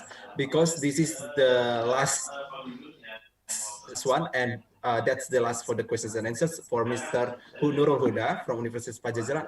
We are so sorry because this is the last one, and you can prepare go to the second sessions, and that's really good if you can ask there. Thank you very much for Mrs. Fiani for your participations, and thank you for those who have asked, and thank you very much for our first speakers, exactly Mrs. Vianney Puspitasari, for the presentations and explanations. It is an honor for me to be the moderator for this first sessions along with Vianney Puspitasari. With that being said, we will give a certificate as our thankfulness to Mrs. Vianney, which will be presented by me as the moderator. And as what we can see, this is the certificate of appreciations for Mrs. Vianney as our speaker. Okay, so, thank you very much. Yeah, my pleasure. Listen our praises from the committee.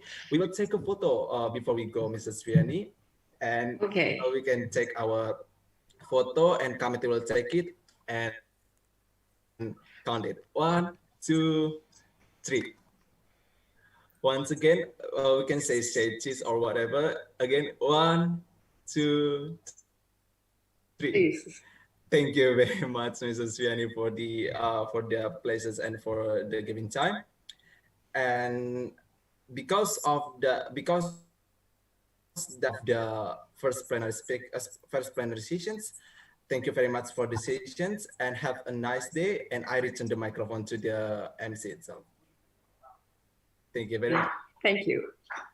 Awesome. Thank you to Mrs. Vianney Puspitasari, who presented the material today. And of course, the material presented. Anjay agree. Okay. All right. For the microphone, please turn it on when I get permission for to turn on. All right. And also to the Kahvin, we'll get back to you soon. We have another carol session. I'm sorry, I mean plenary session. Next, we have the carol session. But before we get back to the next event, I would like to say thank you to our sponsors, Shermaga Security, Lucky Cat Auction, Genius, Graph Indonesia, and Chichil. And for our media partner is from Radio Unpad, BFast Media, and RTC UI FM. Next is the reason why you came here. It's the time for the participants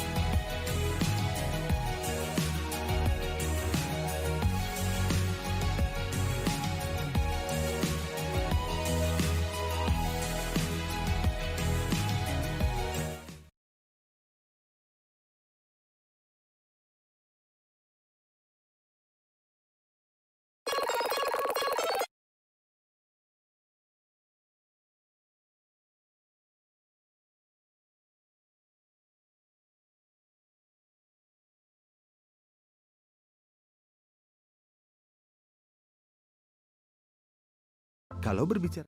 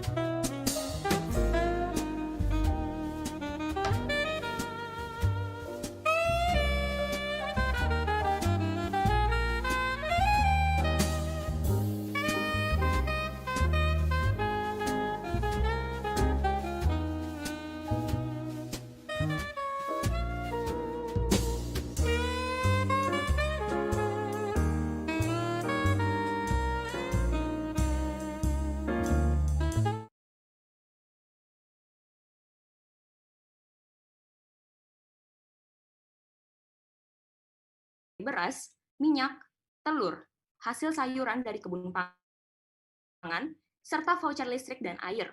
Jika diuangkan, nilainya mencapai 550.000 setiap bulannya. Sedangkan di awal saat pembukaan lahan, pihak desa memberikan upah senilai 70 setiap harinya.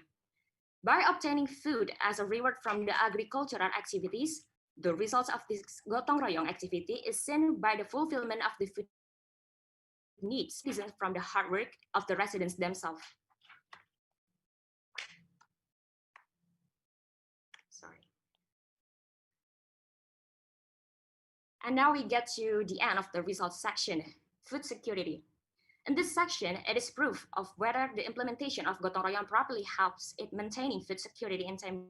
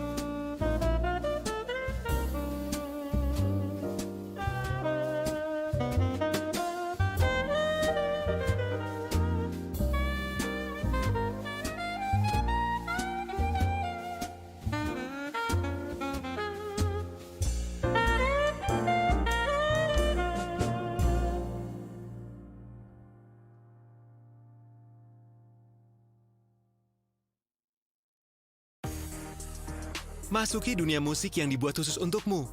Premium adalah musikmu dan gayamu. Dengarkan terus. Semakin kami mengenalmu, kami akan menawarkan mix baru sesuai seleramu. Dari Daily Mix hingga Discover Weekly. Download playlist tersebut dan dengarkan secara offline tanpa iklan. Upgrade sekarang untuk mengakses premium. Ketuk banner untuk mempelajari selengkapnya.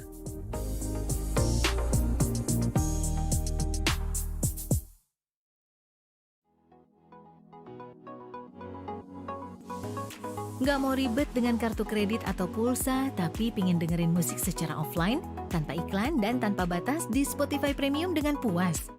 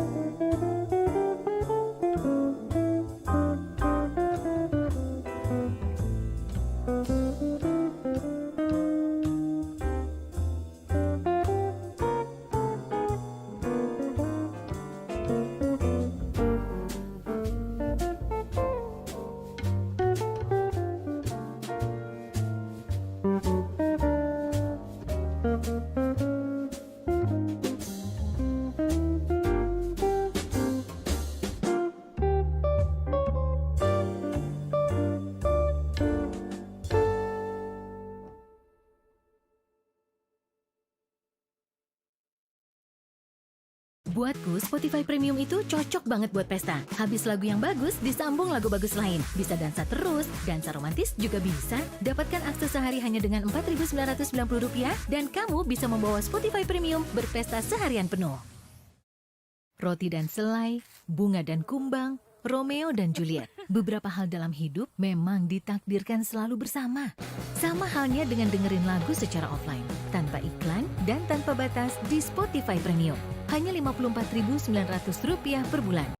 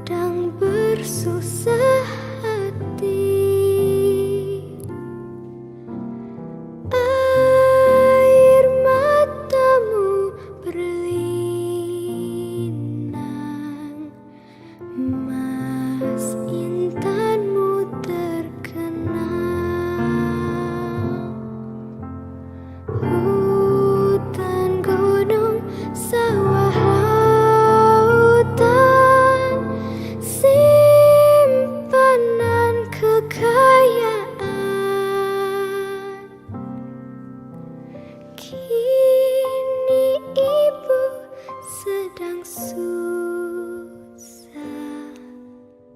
merintih dan berdoa.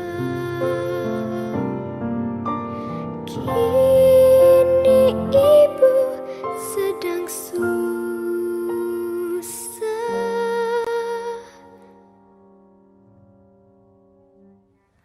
merintih dan berdoa.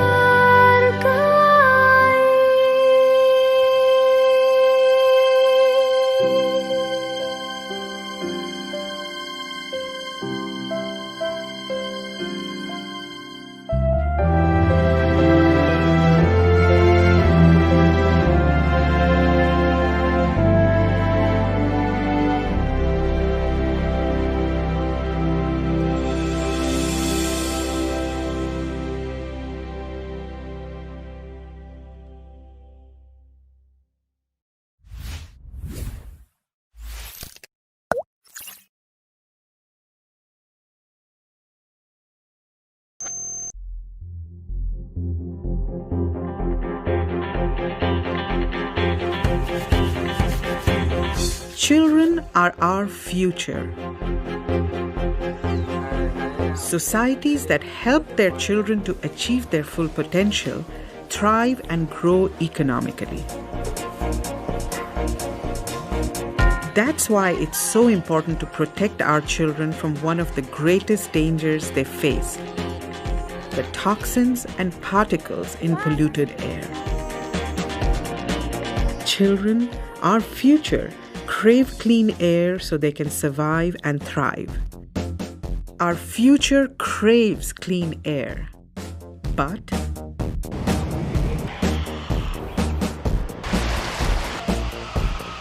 air pollution is increasing.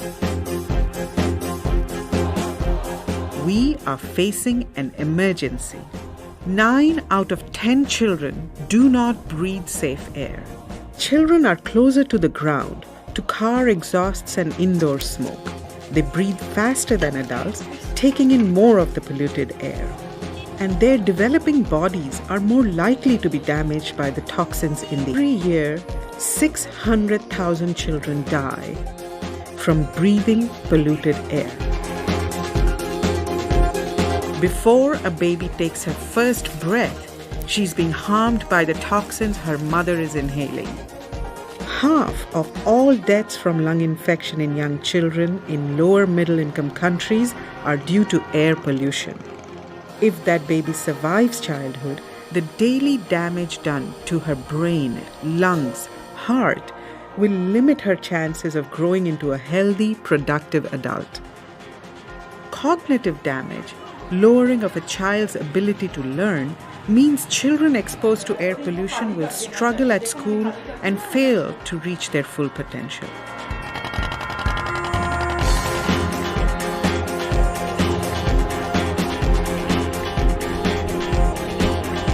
Terrible damage has been done, but it is still not too late to change.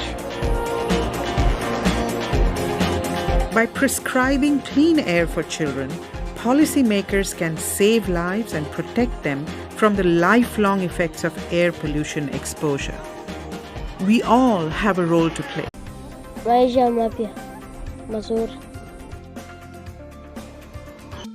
However, violence, political instability, insecurity, poverty, and deprivation are threatening development gains.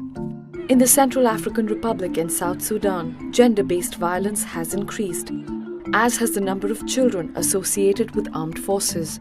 UNICEF and partners have secured the release of over 1,000 children from armed groups this year in the Central African Republic, more than 5 times the total number of children released in 2013. These children are provided with healthcare, psychosocial support, family tracing and reunification, and a return to school. Any country, any society which does not care for its children is no nation at all.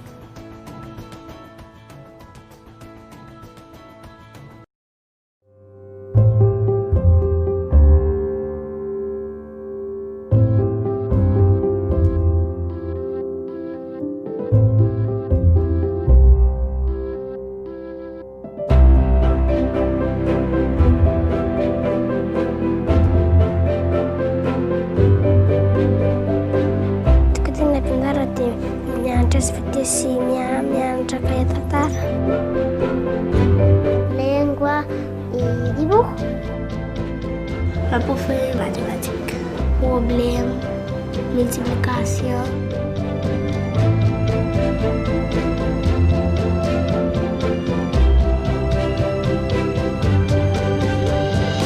Kita tayo sa pinagula amon.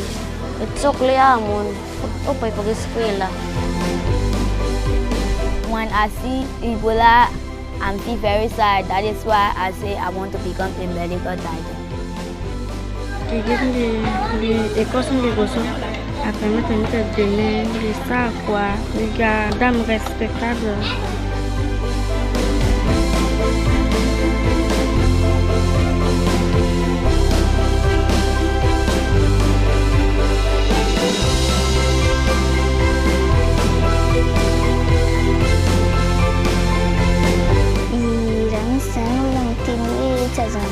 surviving feminine revolts as masculinity. I do not think about my leg. I feel free.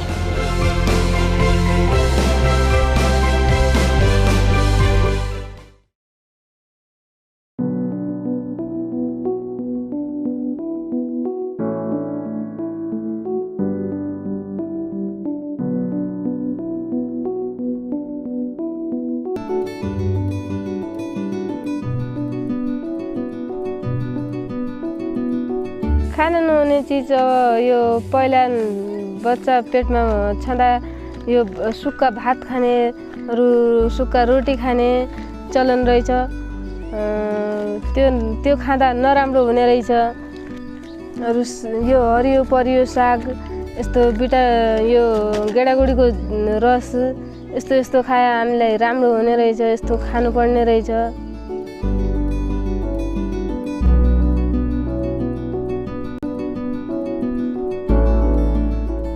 समसेविका दिदीले भन्यो अरु हस्पिटलमा जाँदा डाक्टरहरूले भन्यो अरु दिदीले समसेविका दिदीले भन्यो अब त्यस्तो साबुन पानीले यस्तो यस्तो हात धुनु पर्ने त्यो पनि थाहा भएनन् अरु यसरी बच्चालाई दुध पिलाउने भन्ने त्यो पनि थाहा भएनन्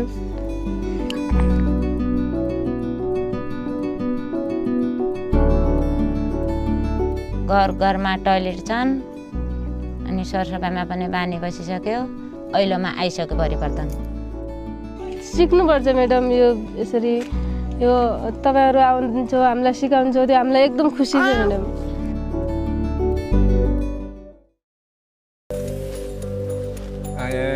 Untuk menambah penghasilan itu dulunya saya kan awalnya bertani biasa tidak pakai mina padi. Saya terus mulai berpikir untuk menambah penghasilan itu saya dan dari dunia kan mina padi sebenarnya sudah ada dari zaman dulu Mbak.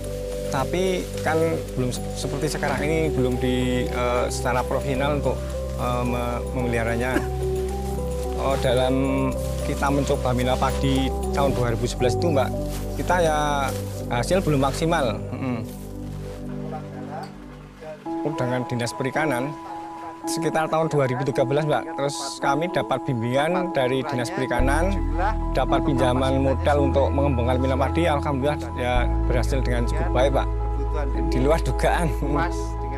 Setelah bekerja sama dengan FAO, khususnya dalam hal mina padi ini, kami sangat merasakan sekali peningkatan yang ada, sehingga kami lebih percaya diri, petani pun semakin percaya diri, lebih-lebih dilihat dari segi produksi padi yang dihasilkan dari kerjasama FAO ini, 99% itu sangat bagus padinya.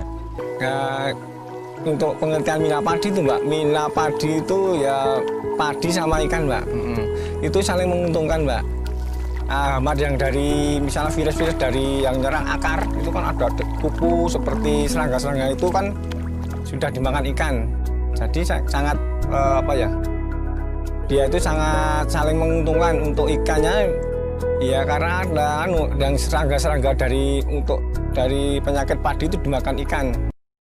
وراها كورونا غالبا بعد 2.5 أو 3 شهور فتأثرنا فيها نحن زيادة كان في تسكير جزئي بالأول يعني هلا هيك خف المردود على المحل وخف المبيع لحتى نبقى مكفيين عملنا اقتصاد قوي على حالنا تقشف بيقولوا استخدمنا المدخرات الشخصية وتدينا مصاري لحتى نبقى مكفيين. نحن كلاجئين أثر علينا كوفيد-19. السوري مثلا عم يشتغل بشهريته، هو ما اشتغل هذا الشهر حيصفى بلا أجار بيت، حيصفى بلا أكل، منين بده يعيش إذا ما اشتغل؟ يعني إذا ما اشتغل وطلع مصروفه منين بده يدخر مصروف ثاني يعيش منه؟ لهيك وضعنا كلاجئين سوريين إذا ما اشتغلنا ما بنعيش. وما بدنا ننسى الشباب بهي الفترة. يعني أكيد ما حاجي أنا أقعد ببيتي وما أعمل أي شيء، أنا ما قادر أطلع أشتغل، بس أنا قادر أتعلم من البيت، قادر أغير حالي. على طول الإنسان يحط هدفه القمر حتى إذا خربت تصيب النجوم. نحن كدورنا كشباب مهم جدا بالمجتمع، إذا نحن الشباب ما رجعنا المجتمع ما رجعنا البلد مين بده يرجع؟ قبل الكوفيد 19 كنا عايشين عادي يعني طبيعي، مدخول عادي ومصروف عادي، وبلشت هاي سكروا الجامعات، سكروا المدارس، سكروا الاشغال كلها يعني بشكل عام، يعني اهلي وقف اشغالهم ايه ما عاد انه في شيء لحتى نتسجل بالجامعه، والشغل شغل يعني مثل هالحاله اللي صارت والانفجار، بعد هالانفجار اللي صار سكرت كل الاعمال. انا كنت عم بدرس بالجامعه وعم بعمل هندسه وما عاد فينا للاسف يعني. قبل الكوفيد 19 كنا الحمد لله عايشين مرتاحين وكل شيء، يعني ما كان في شيء عم بيأثر علينا. بس من بعد الكوفيد 19 صار يعني الوضع يضيق شوي، ما في شغل، اضطريت اوقف جامعه لكم شهر يعني، وعم نجرب بعدنا انه نمشي بهالوضع.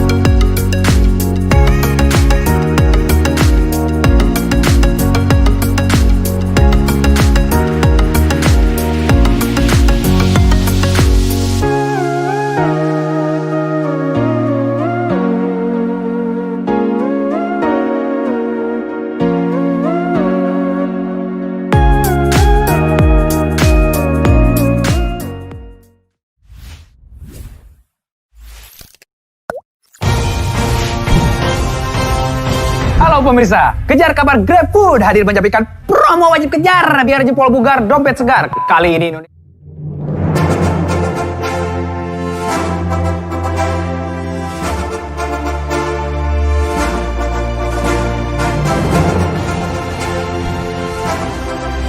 Halo pemirsa,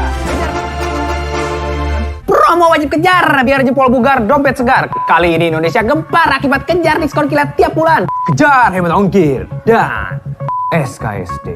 Semarak kejar super diskon yang kodon bikin geger warga sekitar. Baik, sekarang kita sudah terhubung dengan Bu Setiani. Sebentar. Halo Bu Set. Ulala, thank you SKSD. Semarak kejar super diskon di GrabFood bikin bahagia. Tanggal tua kayak tangan, tanggal gajian. Aku mah makan mewah terus. Pokoknya buruan kejar GrabFood. Promonya kejut-kejut. Sekian dan thank you. Wes, aku mau kejar dulu. Masker. Wow, pokoknya kejar.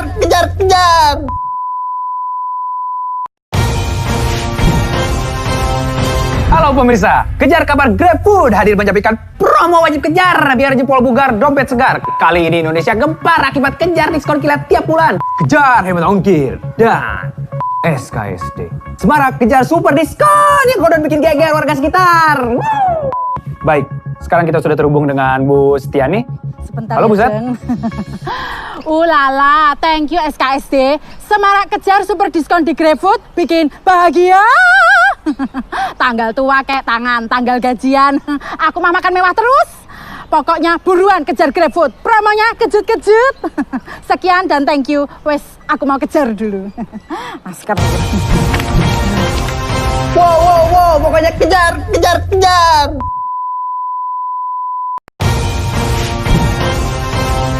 Halo pemirsa, kejar kabar GrabFood hadir menyampaikan promo wajib kejar biar jempol bugar dompet segar. Kali ini Indonesia gempar akibat kejar diskon kilat tiap bulan. Kejar hemat ongkir dan SKSD. Semarak kejar super diskon yang kodon bikin geger warga sekitar. Baik, sekarang kita sudah terhubung dengan Bu Setiani. Sebentar. Halo Bu Set. Ulala, thank you SKSD. Semarak kejar super diskon di GrabFood bikin bahagia. Tanggal tua kayak tangan, tanggal gajian. Aku mah makan mewah terus. Pokoknya buruan kejar GrabFood. Promonya kejut-kejut. Sekian dan thank you. Wes, aku mau kejar dulu. Masker.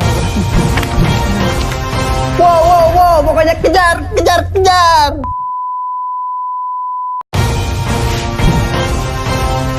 Halo Halo pemirsa, kejar kabar GrabFood hadir menyampaikan promo wajib kejar biar jempol bugar, dompet segar. Kali ini Indonesia gempar akibat kejar diskon kilat tiap bulan. Kejar hemat ongkir dan SKSD. Semarak kejar super diskon yang kodon bikin geger warga sekitar.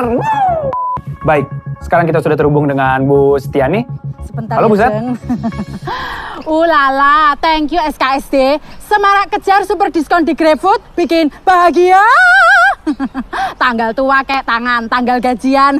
Aku mah makan mewah terus. Pokoknya buruan kejar GrabFood. Promonya kejut-kejut. Sekian dan thank you. Wes, aku mau kejar dulu. Askap. Wow, pokoknya kejar.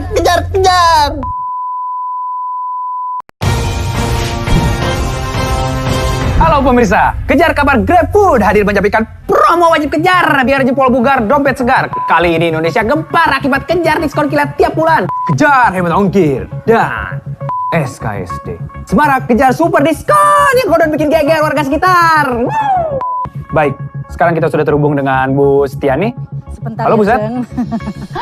Ulala, thank you SKSD. Semarak kejar super diskon di GrabFood bikin bahagia. Tanggal tua kayak tangan, tanggal gajian. Aku mah makan mewah terus. Pokoknya buruan kejar GrabFood. Promonya kejut-kejut. Sekian dan thank you. Wes, aku mau kejar dulu. Askap. Wow, pokoknya kejar.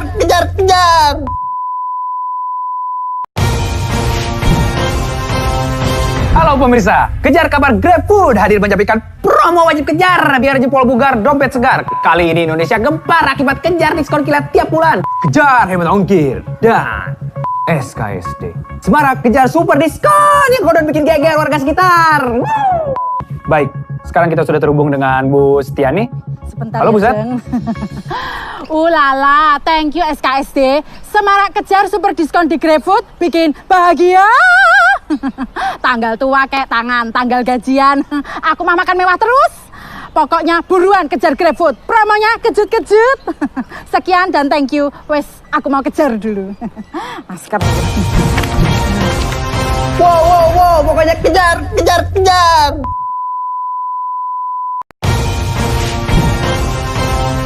Halo pemirsa, kejar kabar GrabFood hadir menyampaikan promo wajib kejar biar jempol bugar, dompet segar. Kali ini Indonesia gempar akibat kejar diskon kilat tiap bulan. Kejar hemat ongkir dan SKSD. Semarak kejar super diskon yang kodon bikin geger warga sekitar. Baik, sekarang kita sudah terhubung dengan Bu Setiani. Sebentar. Halo Bu Set. Ulala, thank you SKSD. Semarak kejar super diskon di GrabFood bikin bahagia. Tanggal tua kayak tangan, tanggal gajian. Aku mah makan mewah terus. Pokoknya buruan kejar GrabFood. Promonya kejut-kejut. Sekian dan thank you. Wes, aku mau kejar dulu. Askap. Wow, pokoknya kejar.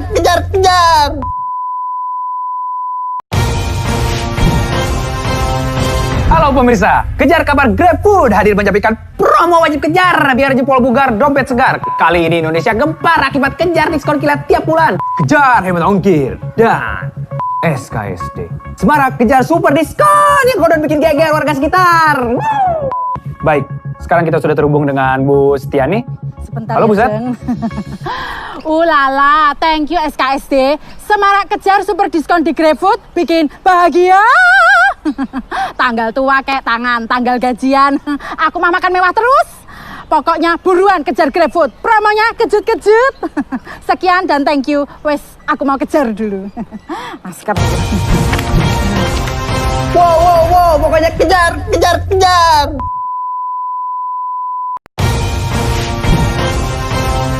Halo pemirsa, kejar kabar GrabFood hadir menyampaikan promo wajib kejar biar jempol bugar, dompet segar. Kali ini Indonesia gempar akibat kejar diskon kilat tiap bulan. Kejar hemat ongkir dan SKSD.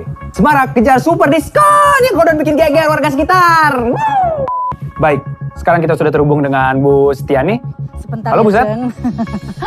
Ulala, thank you SKSD. Semarak kejar super diskon di GrabFood bikin bahagia. Tanggal tua kayak tangan, tanggal gajian. Aku mah makan mewah terus.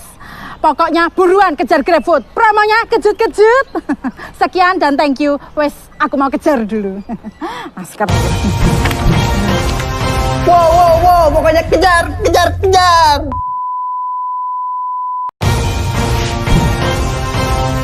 Halo pemirsa, kejar kabar GrabFood hadir menyampaikan promo wajib kejar biar jempol bugar, dompet segar. Kali ini Indonesia gempar akibat kejar diskon kilat tiap bulan. Kejar hemat ongkir dan SKSD. Semarak kejar super diskon yang kodon bikin geger warga sekitar. Baik, sekarang kita sudah terhubung dengan Bu Setiani. Sebentar. Halo Bu Set. Ulala, thank you SKSD. Semarak kejar super diskon di GrabFood bikin bahagia. Tanggal tua kayak tangan, tanggal gajian. Aku mah makan mewah terus. Pokoknya buruan kejar GrabFood. Promonya kejut-kejut. Sekian dan thank you. Wes, aku mau kejar dulu. Askar. Wow, pokoknya kejar.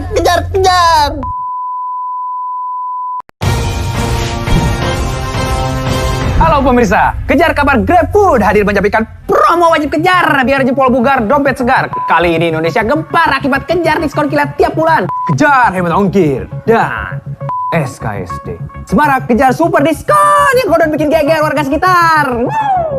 Baik, sekarang kita sudah terhubung dengan Bu Setiani. Sebentar. Halo Bu Set. Ulala, thank you SKSD. Semarak kejar super diskon di GrabFood bikin bahagia. Tanggal tua kayak tangan, tanggal gajian. Aku mah makan mewah terus. Pokoknya buruan kejar GrabFood. Promonya kejut-kejut. Sekian dan thank you. Wes, aku mau kejar dulu. Askar. Wow, pokoknya kejar.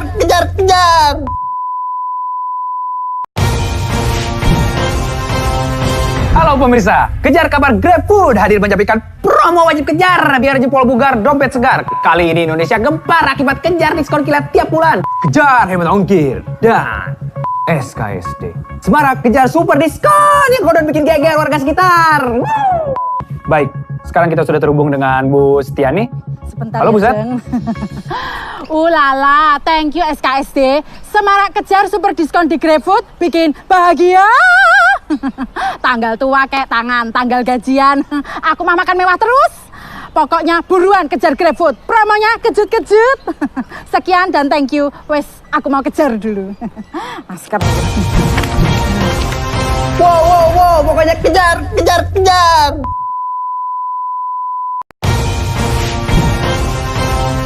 Halo pemirsa, kejar kabar GrabFood hadir menyampaikan promo wajib kejar biar jempol bugar, dompet segar. Kali ini Indonesia gempar akibat kejar diskon kilat tiap bulan. Kejar hemat ongkir dan SKSD. Semarak kejar super diskon yang kodon bikin geger warga sekitar. Baik, sekarang kita sudah terhubung dengan Bu Setiani. Sebentar. Halo Bu Set. Ulala, thank you SKSD. Semarak kejar super diskon di GrabFood bikin bahagia. Tanggal tua kayak tangan, tanggal gajian. Aku mah makan mewah terus. Pokoknya buruan kejar GrabFood. Promonya kejut-kejut. Sekian dan thank you. Wes, aku mau kejar dulu. Askar. Wow, pokoknya kejar.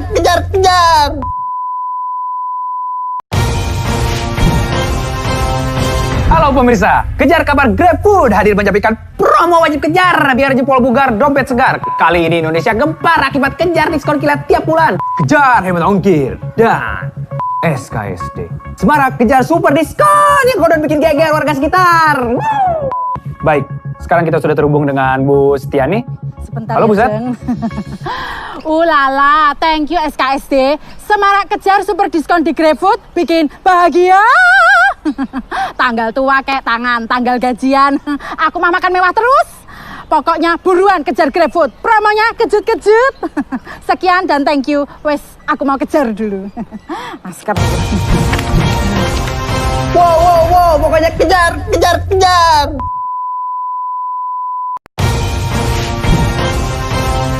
Halo pemirsa, kejar kabar GrabFood hadir menyampaikan promo wajib kejar biar jempol bugar, dompet segar. Kali ini Indonesia gempar akibat kejar diskon kilat tiap bulan. Kejar hemat ongkir dan SKSD.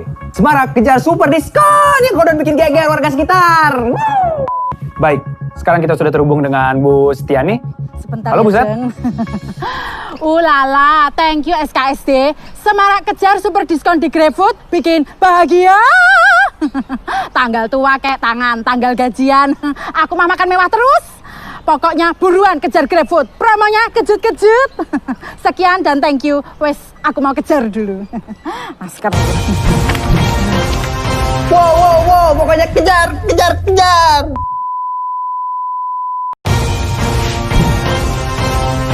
Halo pemirsa, kejar kabar GrabFood hadir menyampaikan promo wajib kejar biar jempol bugar, dompet segar. Kali ini Indonesia gempar akibat kejar diskon kilat tiap bulan. Kejar hemat ongkir dan SKSD. Semarak kejar super diskon yang kodon bikin geger warga sekitar. Baik, sekarang kita sudah terhubung dengan Bu Setiani. Sebentar. Halo Buset. Ulala, thank you SKSD. Semarak kejar super diskon di GrabFood, bikin bahagia. Tanggal tua kayak tangan, tanggal gajian. Aku mah makan mewah terus. Pokoknya buruan kejar GrabFood. Promonya kejut-kejut. Sekian dan thank you. Wes, aku mau kejar dulu. Masker. Wow, pokoknya kejar.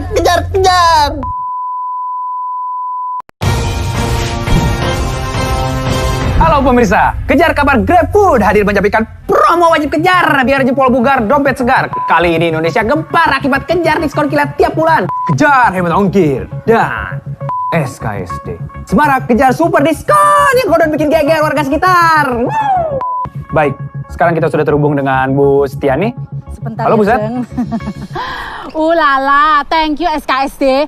Semarak kejar super diskon di GrabFood, bikin bahagia. Tanggal tua kayak tangan, tanggal gajian. Aku mah makan mewah terus.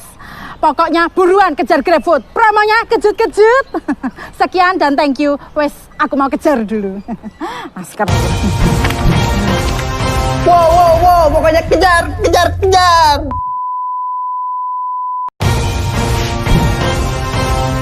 Halo pemirsa, kejar kabar GrabFood hadir menyampaikan promo wajib kejar biar jempol bugar, dompet segar. Kali ini Indonesia gempar akibat kejar diskon kilat tiap bulan. Kejar hemat ongkir dan SKSD. Semarak kejar super diskon yang kodon bikin geger warga sekitar. Baik, sekarang kita sudah terhubung dengan Bu Setiani. Sebentar. Halo Buset. Ulala, thank you SKSD. Semarak kejar super diskon di GrabFood, bikin bahagia. Tanggal tua kayak tangan, tanggal gajian. Aku mah makan mewah terus. Pokoknya buruan kejar GrabFood. Promonya kejut-kejut. Sekian dan thank you. Wes, aku mau kejar dulu. Masker. Wow, pokoknya kejar.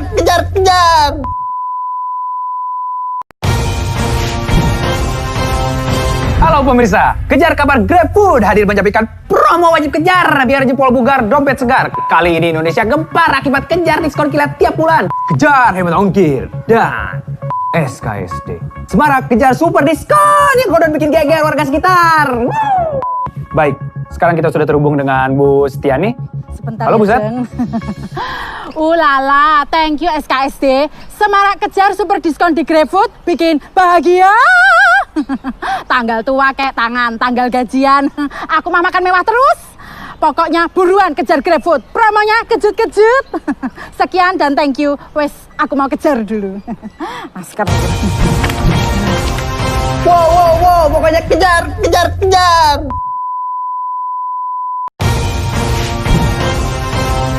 Halo pemirsa, kejar kabar GrabFood hadir menyampaikan promo wajib kejar biar jempol bugar, dompet segar. Kali ini Indonesia gempar akibat kejar diskon kilat tiap bulan. Kejar hemat ongkir dan SKSD. Semarak kejar super diskon yang kodon bikin geger warga sekitar.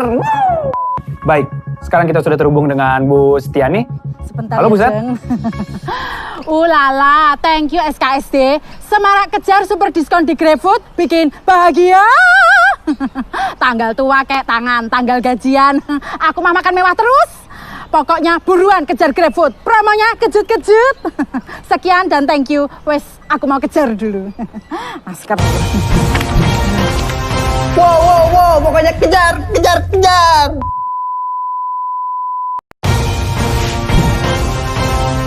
Halo Halo pemirsa, kejar kabar GrabFood hadir menyampaikan promo wajib kejar biar jempol bugar, dompet segar. Kali ini Indonesia gempar akibat kejar diskon kilat tiap bulan. Kejar hemat ongkir dan SKSD. Semarak kejar super diskon yang kodon bikin geger warga sekitar. Baik, sekarang kita sudah terhubung dengan Bu Setiani. Sebentar. Halo Bu Set. Ulala, thank you SKSD. Semarak kejar super diskon di GrabFood bikin bahagia. Tanggal tua kayak tangan, tanggal gajian. Aku mah makan mewah terus. Pokoknya buruan kejar GrabFood. Promonya kejut-kejut. Sekian dan thank you. Wes, aku mau kejar dulu. Masker. Wow, pokoknya kejar.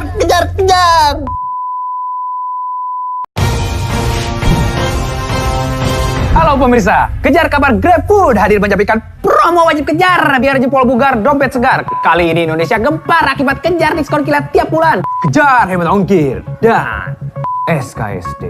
Semarak kejar super diskon yang kodon bikin geger warga sekitar. Baik, sekarang kita sudah terhubung dengan Bu Setiani. Sebentar. Halo Bu Set. Ulala, thank you SKSD. Semarak kejar super diskon di GrabFood bikin bahagia. Tanggal tua kayak tangan, tanggal gajian. Aku mah makan mewah terus. Pokoknya buruan kejar GrabFood. Promonya kejut-kejut. Sekian dan thank you. Wes, aku mau kejar dulu. Masker. Wow, pokoknya kejar.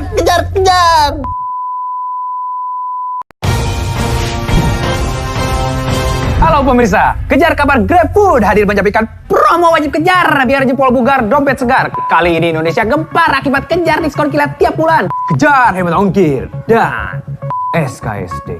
Semarak kejar super diskon yang kodon bikin geger warga sekitar. Baik, sekarang kita sudah terhubung dengan Bu Setiani. Sebentar. Halo Bu Set. Ulala, thank you SKSD. Semarak kejar super diskon di GrabFood bikin bahagia. Tanggal tua kayak tangan, tanggal gajian. Aku mah makan mewah terus.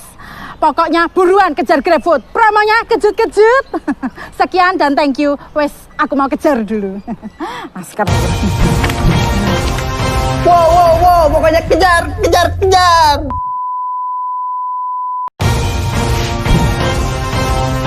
Halo pemirsa, kejar kabar GrabFood hadir menyampaikan promo wajib kejar biar jempol bugar, dompet segar. Kali ini Indonesia gempar akibat kejar diskon kilat tiap bulan. Kejar hemat ongkir dan SKSD. Semarak kejar super diskon yang kodon bikin geger warga sekitar. Baik, sekarang kita sudah terhubung dengan Bu Setiani. Sebentar. Halo Bu Set. Ulala, thank you SKSD. Semarak kejar super diskon di GrabFood bikin bahagia. Tanggal tua kayak tangan, tanggal gajian. Aku mah makan mewah terus. Pokoknya buruan kejar GrabFood. Promonya kejut-kejut. Sekian dan thank you. Wes, aku mau kejar dulu. Masker. Wow, pokoknya kejar.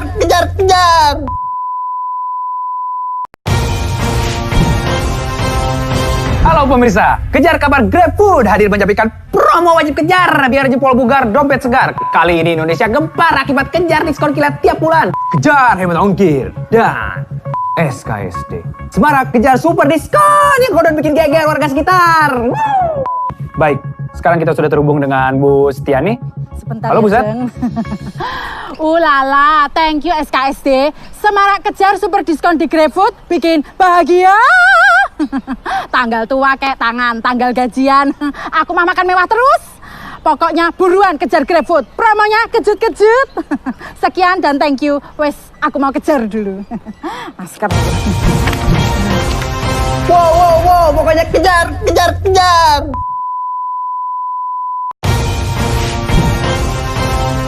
Halo pemirsa, kejar kabar GrabFood hadir menyampaikan promo wajib kejar biar jempol bugar, dompet segar. Kali ini Indonesia gempar akibat kejar diskon kilat tiap bulan. Kejar hemat ongkir dan SKSD. Semarak kejar super diskon yang kodon bikin geger warga sekitar.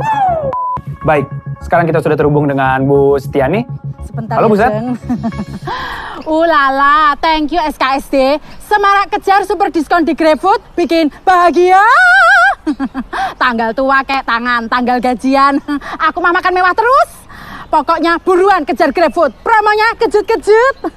Sekian dan thank you. Wes, aku mau kejar dulu. Askap. Wow, pokoknya kejar.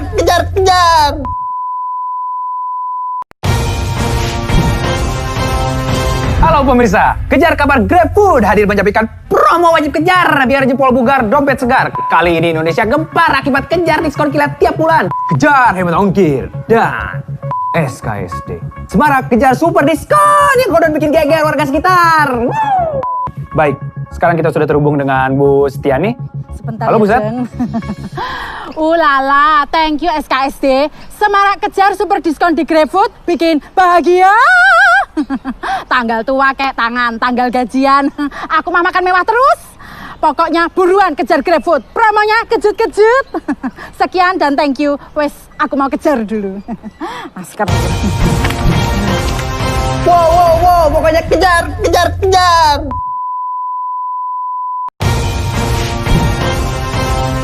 Halo pemirsa, kejar kabar GrabFood hadir menyampaikan promo wajib kejar biar jempol bugar, dompet segar. Kali ini Indonesia gempar akibat kejar diskon kilat tiap bulan. Kejar hemat ongkir dan SKSD.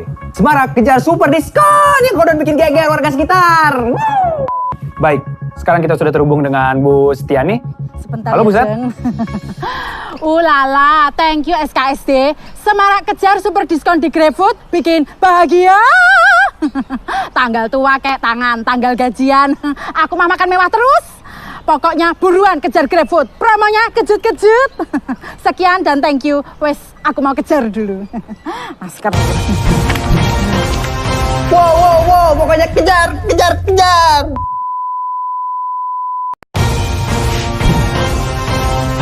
Halo pemirsa, kejar kabar GrabFood hadir menyampaikan promo wajib kejar biar jempol bugar, dompet segar. Kali ini Indonesia gempar akibat kejar diskon kilat tiap bulan. Kejar hemat ongkir dan SKSD. Semarak kejar super diskon yang kodon bikin geger warga sekitar. Baik, sekarang kita sudah terhubung dengan Bu Setiani. Sebentar. Halo Bu Set. Ulala, thank you SKSD. Semarak kejar super diskon di GrabFood bikin bahagia. Tanggal tua kayak tangan, tanggal gajian. Aku mah makan mewah terus. Pokoknya buruan kejar GrabFood. Promonya kejut-kejut. Sekian dan thank you. Wes, aku mau kejar dulu. Askap. Wow, pokoknya kejar.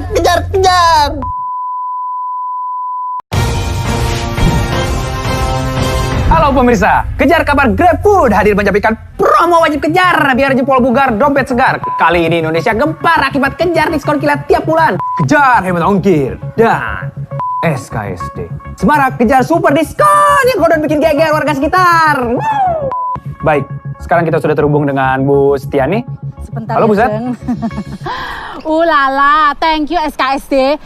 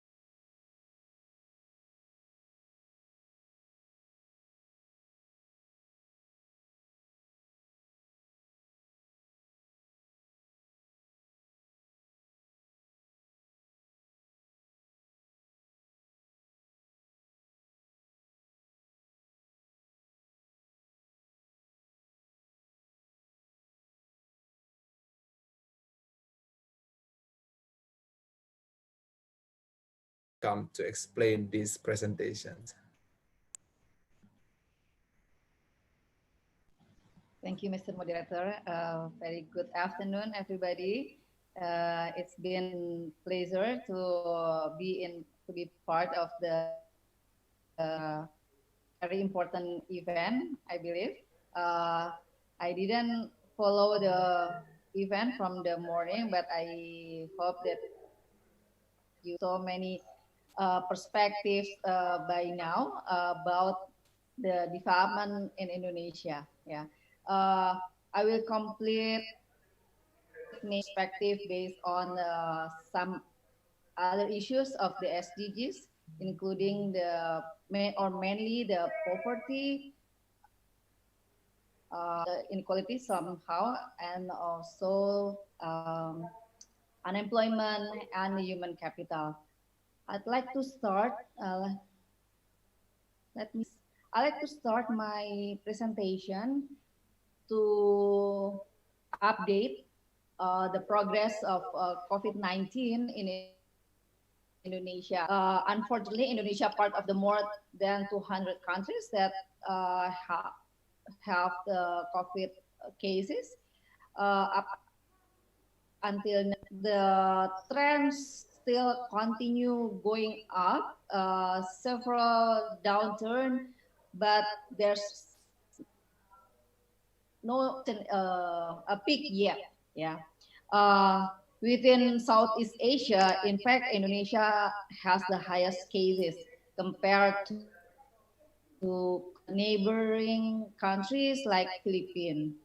I think this is makes sense because we are quite mobile, fourth populous country in the world. Pandemic, in fact, brings global economic contraction, and as you may know, today the Central Bureau Statistics has informed that Indonesia finally entered into recession. We experienced the contraction of the economy for 2 quarters in consecutive. Last quarter, economy only grew around -5.332, and then lastly in the quarter 3, it is contracted again, and it grows only minus, or not growth, in fact, yeah, it's action into 3.49%. It follows actually around 10 countries that already declared a recession. Just for your information, actually some indicators of recession could vary among countries. Like you already know that if the countries decrease the GDP in the 2 consecutive quarters, it is formally that the country recession. Other indicators include like decreased GDP to around, the delta is 1.5%. Also, manufacturing activity decrease in a consecutive or 6 months. The non-agriculture activities decrease in terms of share 1.5%, and also the industrial job in reduced up until more than 75% or more, and of course, inevitably, the unemployment increased for 2% points. So, as you may know, when the Central Bureau of Statistics declared about the recession 2 days ago, there's also an update on the unemployment numbers. But any other countries in other part of the world also experience the economic contraction. Yeah, we could see on the right-hand side tables, Singapore, Mexico, Spain, some Europes also experience. This is the comparison between the quarters. And as part of topic today, we actually aware that there is some risk to the achievement of SDGs when there is a physical distancing and some other policies who ask people for not go out, work from home, study from home, and other restrictions. There are some people that don't or cannot afford for these people who just earn their income in daily basis. When they don't have the saving as well, they just don't get any income because people don't go out, people don't buy or their consumption. In this regard, the most people who affected should be the poor and also the vulnerable. Some of them lost their income, leading to the vulnerable segment of the society as well, and also the families. And in fact, when the statistic informed us by July, our poverty numbers is increasing. Some of them in some studies also reduce their food their daily food and in fact some farmers cut their production and also some distribution was disrupted. Also have a devastating effect on the health outcome in terms of nutrition, the quality of the schools, yeah, because having a lower quality of example could lower the capability of the students to grasp from the schools. So the sprawling impact from the pandemic take place not only in one or two goals, but could impact it to other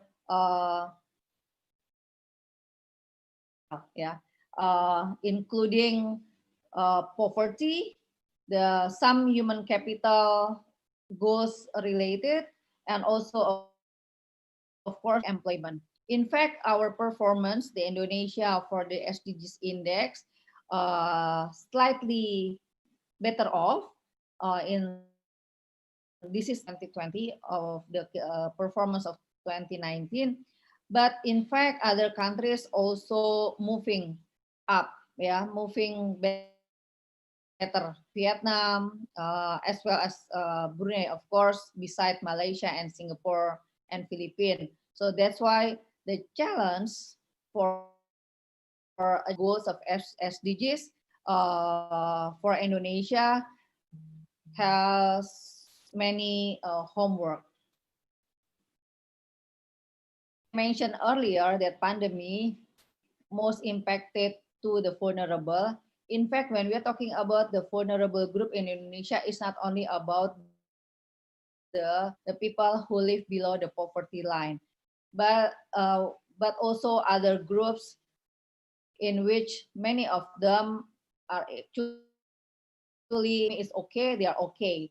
They are not part of the poor, they are not benefiting programs like the social assistance. But during the shock, like the pandemic, because some of them lost their job or the production, as well as having some difficulties in terms of the direct impact from other sectors, they could easily slip into the poverty. If you could see the fraction in this round, actually around 70% of our population consider into the yeah, but in fact around 46% part of the aspire middle class. Aspire means is about the middle class. They are already graduated from poor, but they easily get into poor again when there is some shock. We could see about the size of their income is around 3.5 poverty line. So in the family, where if you see the aspiring middle class is from 600 to 1.4 million per month per capita. If one family has 4 member of the family, then when the people be 6 million, they are considered as a aspire middle class, in which some of them could easily also sleep in the poor or the vulnerable condition during the pandemic or crisis. So in July, the Central Bureau of Statistics already issued the number of our poverty rate, increased a bit to 9.78%. Initially, it is estimated more than that. Actually, this is part of due to the social assistance and also other social safety nets programs. Compared to other Asia, Africa, and Africa countries, our poverty is achievable because we already touched to 1-digit level, yeah. But however, when we are talking about the SDGs with the motto of no one left behind, it doesn't mean about people to people, but also means that we have to take care other countries by make no country left behind. So that's why when we are talking about the SDGs, it's also about collaboration other countries, ensuring that other countries also move up to be not part of the poor countries, but also their capability. That's the idea of the SDGs. You could see here, this is 2080 years. Nigeria is actually close to the Indonesia. They have quite many people and also big countries. They are also oil countries. But look at the number. They have around 70% poverty rate. Means that when we are talking about the Asia and Africa, back again to more than it's about the commitment on Asia and Africa. We should aware of this condition, how to tackle the poverty only for our country and region, but also to other part of the globe, mainly in Africa. So during the pandemic, we know that it is impacted hardly to the poor. In fact, the increasing number of the poor happened mainly in the cities or urban areas, because urban many people in urban more mobile have a tendency to have higher risk on the pandemic. So when we are talking about the change of the number of poverty, extremely high, mainly in the province in Java, including Jakarta, West Java, and also the Central Java. So other part of the in Indonesia, they still also engage in other issues of extreme poverty, meaning it's not about the pandemic or the COVID, but in fact there are other aspects that they keep poor in way. Yeah, we have high or extreme poverty in Papua, more than 20%, Papua Barat, as well East Nusa Tenggara. So when we are talking about the poverty in Indonesia, we should go not only at the national figure, but also know about what happened within region.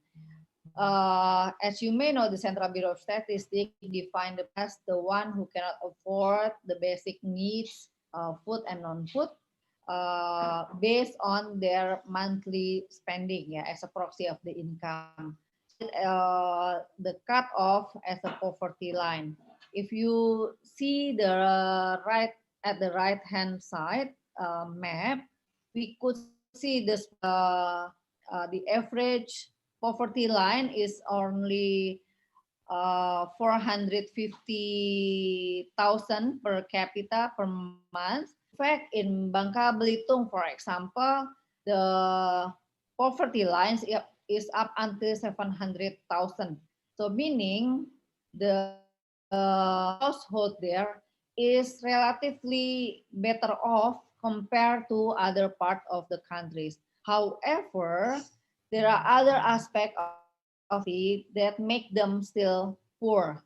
For example, if you could see in the field in the Bangka Belitung, in terms of housing conditions, the access, they are quite okay, yeah. But there are some other indicators, including the quality of water, the quality of sanitation, the quality of the access to vaccine, also the education. Many of the childrens there, for example, still having malnutrition as well, because the quality is not good. So when we're talking about the poverty in Indonesia, we should use analysis to learn about the different condition of each region. This only comparing with the minimum wage, in which different also between region. And in fact, the size of the poverty line is not always in line with the minimum for each region. So that's make some analysis become more complicated.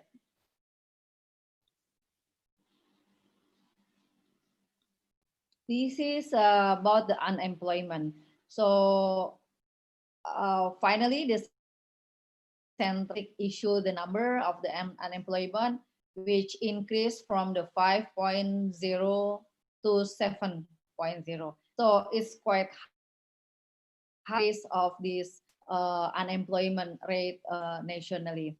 In fact, this is lower from some estimation, which is 9%. Yeah, fortunately. So the unemployment rate due to pandemic increased around on 9.8 million people who were out of the job currently, some or mainly due to the pandemic. So unemployment in urban increased higher. This is along the line with the poverty that I mentioned, impacted by the COVID, which mostly happened in Java.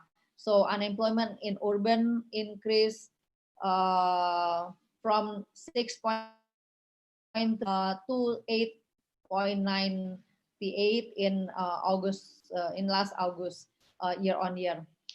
Out of the 120 million workers, 82 million people still working, yeah, because we know from the Central Bureau of Statistics survey as well, which show around almost 70% of the firms keep they use different strategy to keep the worker stay, including working half time, the time for working, and also lay off for temporary or reduce the delay the payment. In this regard, we could quite happy that around 82% still working or still have full-time work as a full-time workers. However, quite many people that are working half-time and also don't or lose their job. Yeah. So this increase the formal sectors to 60.5%. Actually, we already close to 50 last year, 55%. But this year is quite hard. When people asking or are asked to work at home, actually they switch working with families. Many of them without salaries. That make the informal sector this year increase.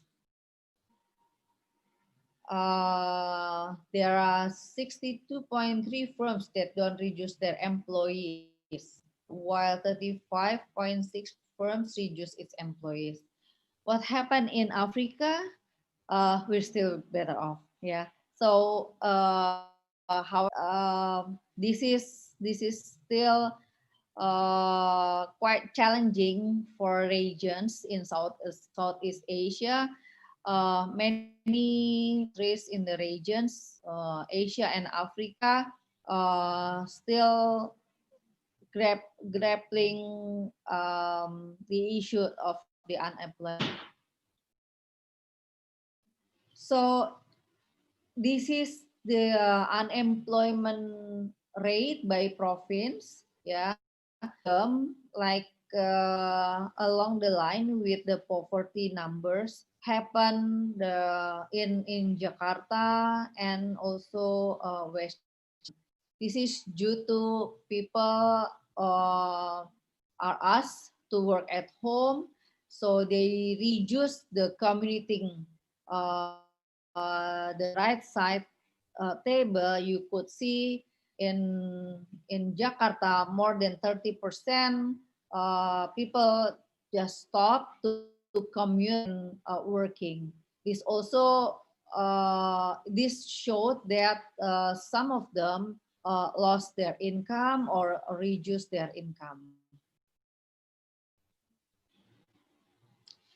The average wages of workers by province, we could see there's such inequality as showed by the other indicators. The average workers spread from DKI, which has the highest average wages, 4.2 million per month, while the lowest is in Sulawesi Barat. It is close to the poverty line. The lowest poverty line is in Sulawesi. The sectors has the highest wage is in the oil and mining. The proportion of the wage between men and women still imbalance, in which men is high. This is the impact of the pandemic on the human development some countries. We could see if we compare the cumulative cases of the COVID up until October data, we could see actually some other several other countries are impacted most by from the HDI. The blue one show that the HDI above the global median, while only few countries have orange for the HDI under global median. So we could understand that in fact the countries with higher cases of 19 are dominated by the higher HDI countries. I think this because it's related with the mobility, with the higher and also the higher mobility of the people in the countries, which bring higher risk to get infected by the COVID. Currently, Indonesia's rank at the 111 out of 189, and Indonesia COVID cases is at the 23 rank.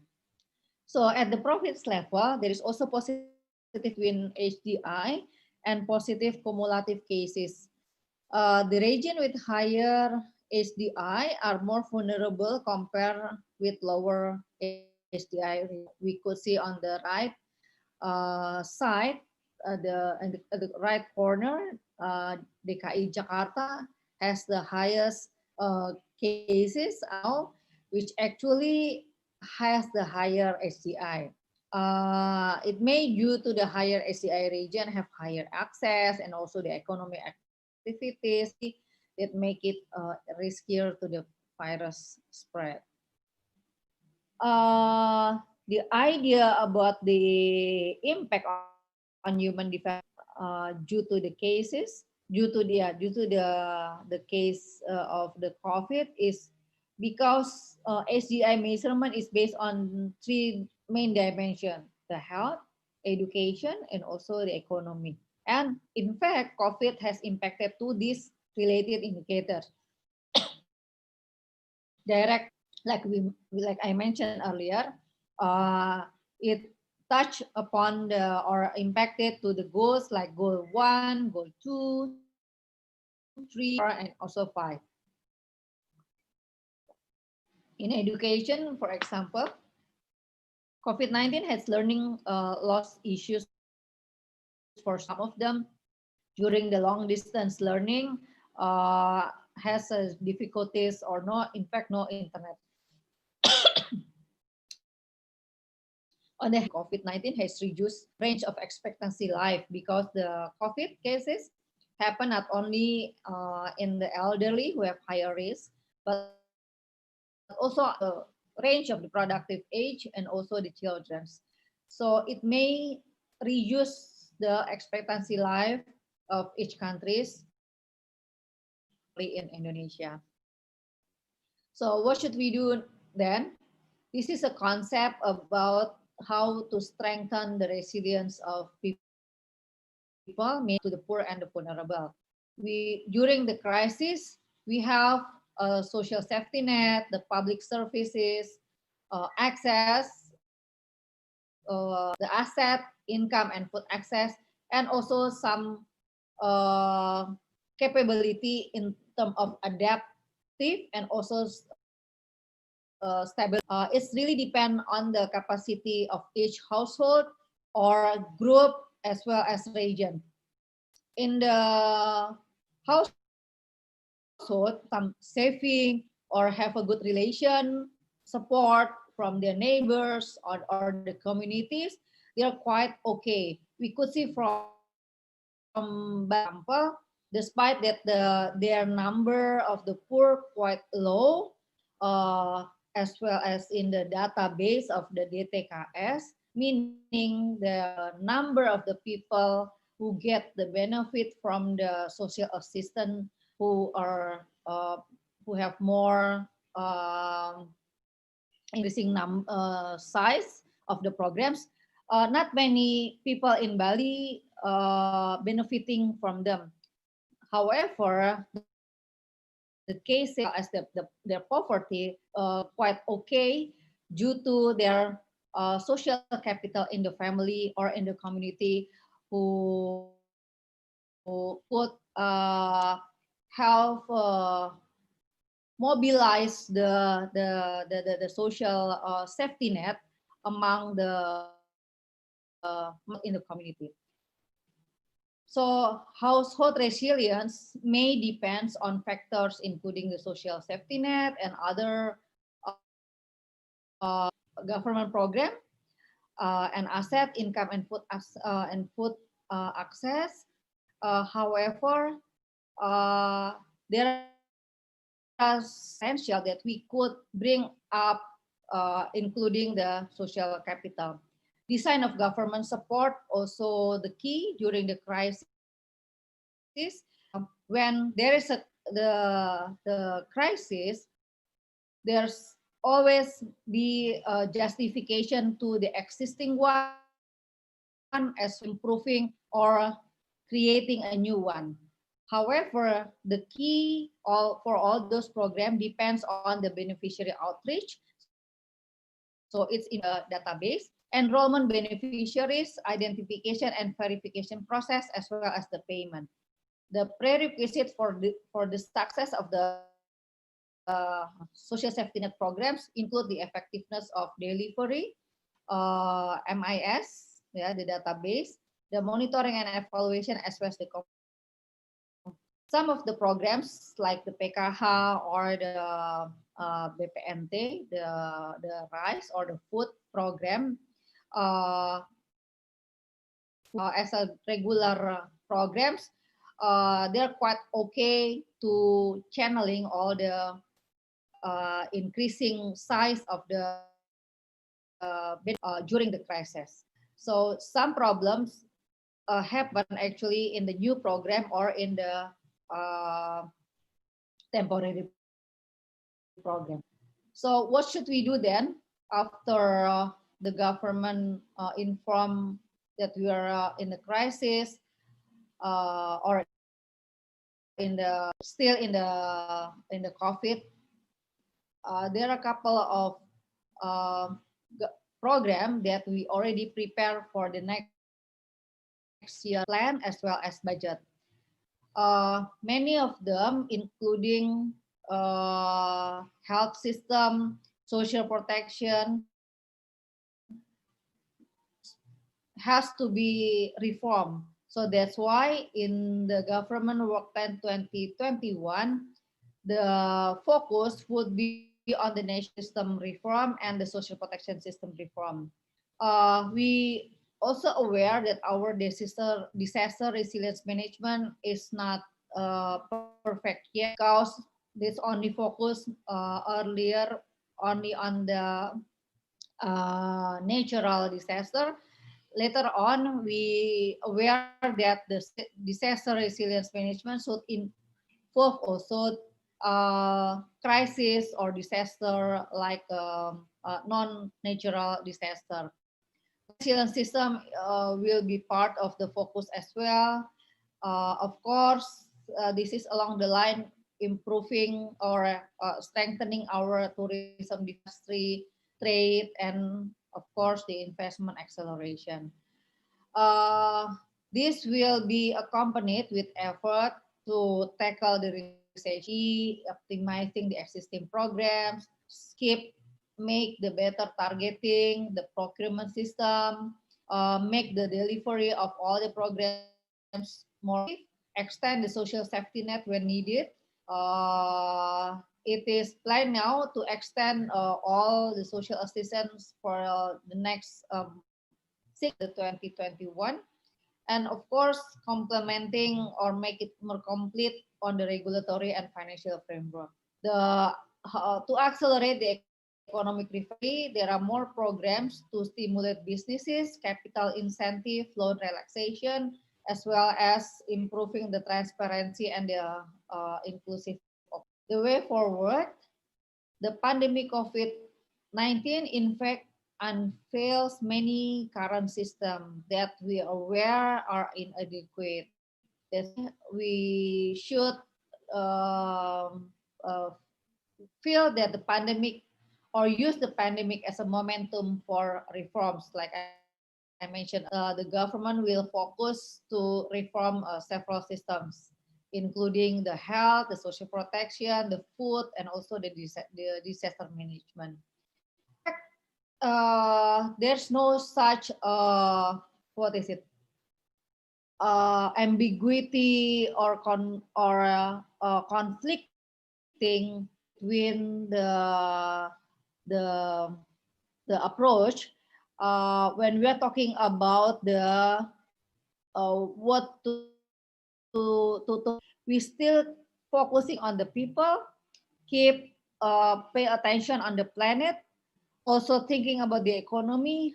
However, we should think more on the prosperity aspect, meaning balancing the social, environment, and also the community. So for sure, we use the SDG Spirit platform that we already part of the global commitment to collaborate among stakeholders, not only government, but also academia, universities, businesses, and the NGOs.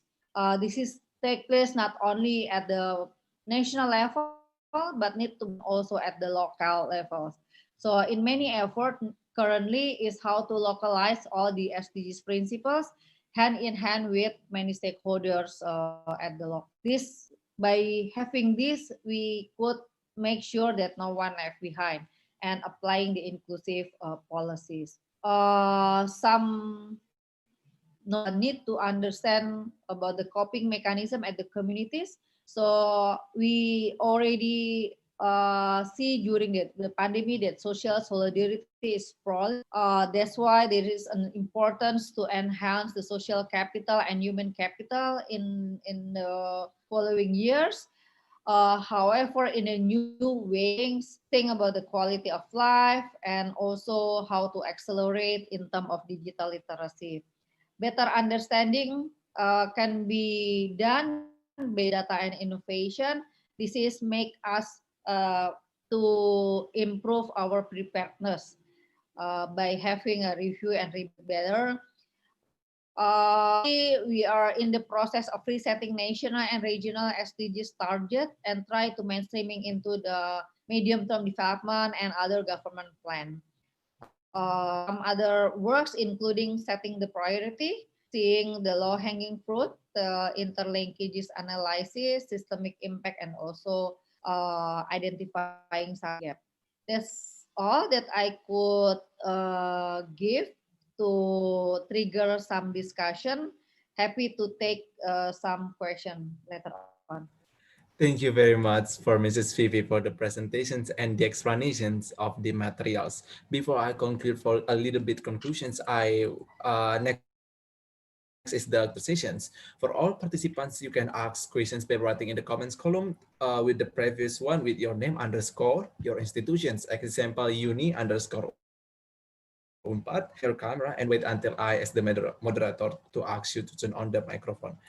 While waiting for the questions coming up, I just get a conclusions from there are five dimensions here to discuss about the impact of pandemic COVID-19 on SDGs achievement, poverty, employment, and human. I saw that you mentioned about the vulnerable group. That Mrs. Fifi mentions about the vulnerable group, not only about the economy but also the health conditions, impact on poverty. Issa's poverty is manageable. However, the SDGs should take into account about other countries that we talk about no one left behind, and that is talking about the collaborations. And the data say that like like Jakarta, DIY, Jabar, Jatim, that they have the higher employment rate, and also about the development index, because the data say that the province with the higher HDA are more vulnerable compared with lower HDA regions, and that's due to the higher HDA regions have higher employment rate. activity, and so on and so forth. And the last one that is say that strengthening resilience of the poor and vulnerable. That there are six the first one is social safety nets, the second one is the public service access, the third one is the assets, fourth one is income and food access, next is the stability, and the last one is the adaptive. What I saw that this is like a 3 dimensions. The first dimension is about the social safety nets until the income, and the second one is that stability, and the last one is. And yeah, also the presentations before was mentioned about the government work plan 2021, and there are 9 points, and the government also asked to reform what do in the 2021, and that's really insightful. Thank you very much for Mrs. VP presentations. And again, I want to invite all the participants, if you all can you can comment in mention your name in the comments column with the format such as the names, your names underscore your institution. As example, uni underscore umpat, or Mr. Huda underscore Universitas Multimedia Nusantara, or UMN. And so while waiting for the questions coming up, I want to ask personally the questions for Mrs. Phoebe, because actually the is like we are have 10 years left to achieve the sustainable development goals, and the government of many countries the points in the sustainable development goals. But specifically talk about the decent work, and in the SDGs number 8 that it said that everyone have the rights to have the decent work itself. But somehow, like many people, many workers in the informal sectors, like they are dying so much about this COVID-19. Somehow, like COVID-19 make there is no assurance for the informal workers, and actually how to keep up until the next years and the next day, and they don't know proper savings like actually Mr. Fifi, so Mrs. Fifi, so what actually the government I'm sorry, what actually the government's priority for this informed actually have to be done with that? Thank you very much, Mrs. Fifi. Yeah, during the pandemic, inevitably, I mean, is actually we learn a lot. Yeah, first of all, we learned that not all people in Indonesia already many of them still don't pay attention or see about the goodness of having EID. Yeah, in some regions or remote places, there is also some difficulties to get the EID. However, the EID now are actually like the passport. When the babies just born, she supposed to be registered. That's the first time. If he or she doesn't registered, we cannot assure that they could get the vaccination or immunization proper and so, in which the countries cannot guarantee, yeah, the so I think Kevin and other friends need to educate as many as possible that people in this country need to be registered, birth certificate, and also the KTP. And so this is very important. In the chance of crisis, that's the only sources that the government could see to expand to any programs. Yeah, not only on the social assistance, but also when the people when the government decide to for the SMEs, for example, there's no such a reliable data for the SMEs. Yeah, so we are just like using some existing data, but there are some complain about the mistargeting and so on. So because people don't have their own discipline, rate their own data, yeah, and in fact many of them don't see about the goodness of having a KTP or birth certificate. That's so actually there are some strategy that the government do to so like you may know about the kartu prakerja and also the to get a credit assistance for the SMEs through the bank. That's part of the effort to make them into the data. Yeah, financial inclusion is actually also part of the solution that people to be part of the database of the bank system. Digitalization is the second one that we are trying hard now to expand, not only about the infrastructure, but also about the infrastructure, including educating people about the to make them secure or to be part of the bank system, for example. Yeah, that's a lot of story that we could extend about that. But at the in essence, during the crisis, all the system need to be linkages.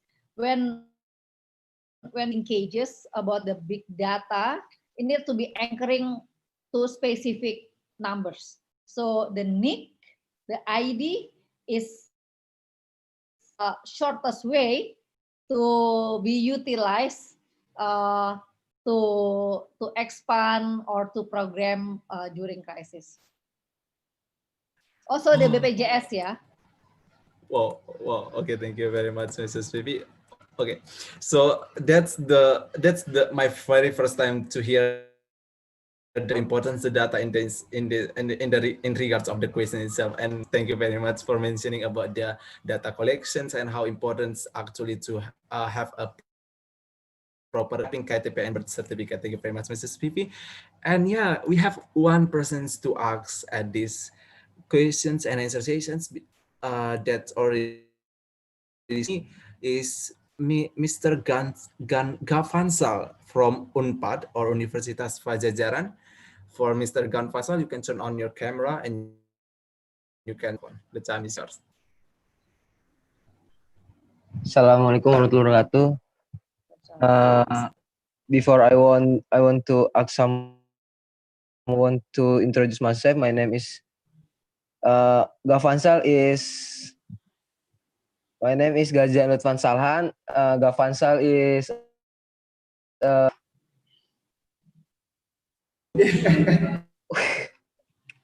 name?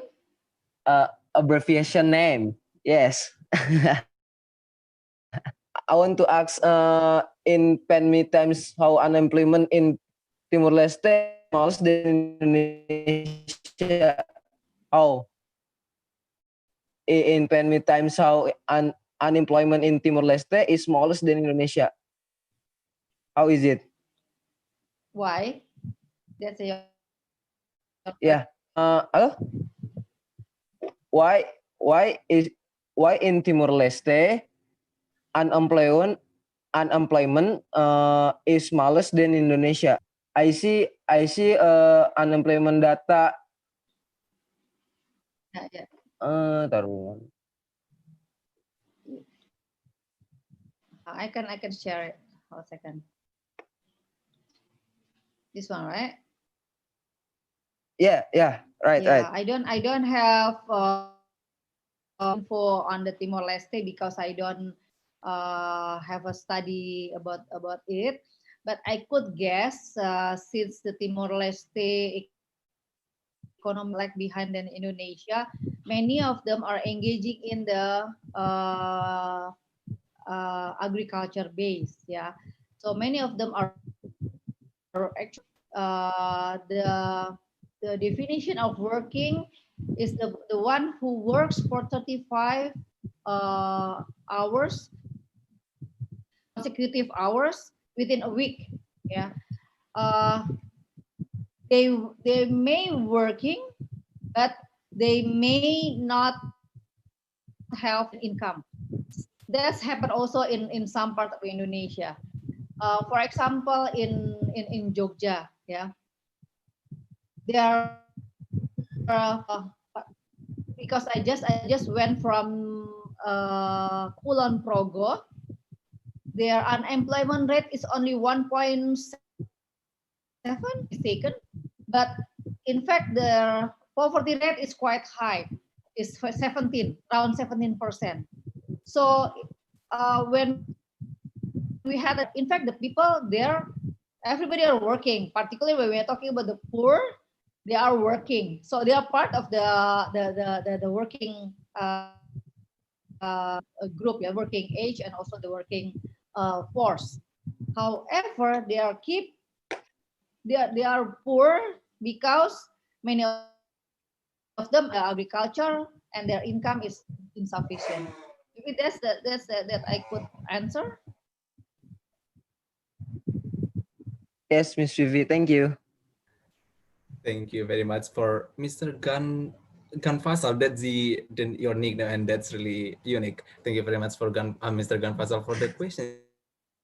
Yeah, what we can see while waiting for the questions coming up from the comments column, that Mrs. Fifi said that the Timor-Leste is left behind in Indonesia, but actually it's not easy to conclude on the field data that they somehow, like in the Ponorogo, that they have the high level of unemployment, the lower, so I'm sorry, the lower unemployment rate, but the poverty is high. Maybe because of many of them joining the lower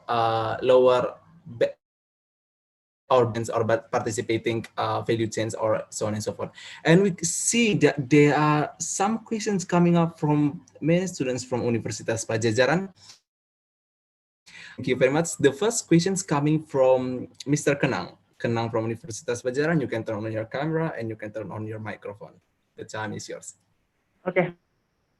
Maybe I will ask to Ms. Vivi about Ms. Vivi had said maybe one of the important things we must hold moving forward. Maybe we can interpret it as an equality to all parties. Maybe be it poor or be it rich. We can use this pandemic as a chance to reform or maybe policies or working ways moving forward. We can maybe really focus on the inclusivity and the equality for all parties, be it rich or maybe the. I couldn't listening clearly because it's quite echoing. So what's the point of your that's the question?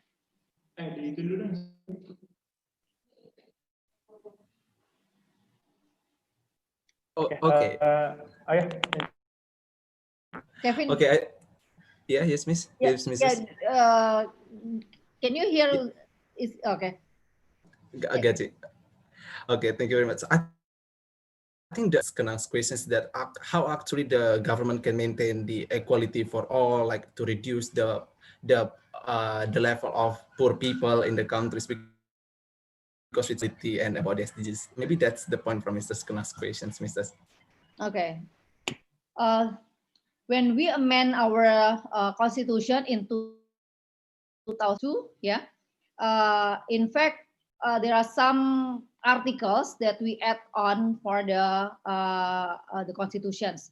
One of it, that the obligation for the government to set up the social security, national social security system. Why? Because the government or the countries has to enable people get an access and also have what is it, kind of like a safety net, the security social perspective, and based on commitment and also agreement, following regulations, yeah. That's law number 11 and law number 24 for the social security system. We agree that the government will take care when there is a risk in terms of health, so in terms of working, yeah. So our social security system now have like a five what is it, five component or five programs. First, when the people are sick, the government will take care of BPJS kesehatan, ya. And also the other four is related with the working. When the people get pension, get an accident while they are working, and also they die, there will be a social security. However, because our people, I mean, our population is the fourth biggest in the world, we commit or we decide or to use the what is it, the gotong royong, yeah, with the self help, with contribution, make a contribution. So the people have to contribute. The poor will be paid by poor. The healthier will pay for the one that who have higher risk for sick. So by using the law of big number, the more the merrier, we can develop the system with quite low in low budget. However, during the last 5 years implementation of the BPJS, or not all 100% already included. Some of them that has higher risk, no, higher chance of healthy, avoid to pay the contribution. Yeah. So there are some moral hazard and also some problems in the management of the our social security, in which make the system is not efficient yet. However, we keep to cover for 100% of the population. So that's make us, or all the government, including the poor, the government will pay the contribution for the poor. Yeah, so the PBI, the contribution for the poor, the government. That's the idea. How the government securing the condition of the people. Thank you very much for Mrs. Fifi. So for Mr. Kenang, so is it I answer your questions? Terus Kak Kevin. Oh, okay. Thank you very much, Mr. Kenang. So that's clear. We see that there are a few questions. First, the second one coming from Sofia. Sofia is from Universitas Pajajaran. Sofia, you can turn on your camera and turn on your microphone and ask directly to Mrs. Vivi. The time. Thank you for this opportunity. I want to ask a question to Mrs. Vivi. As in this, as we know, in the reality that the government already provide and allocate into for this pandemic and this COVID-19, right? But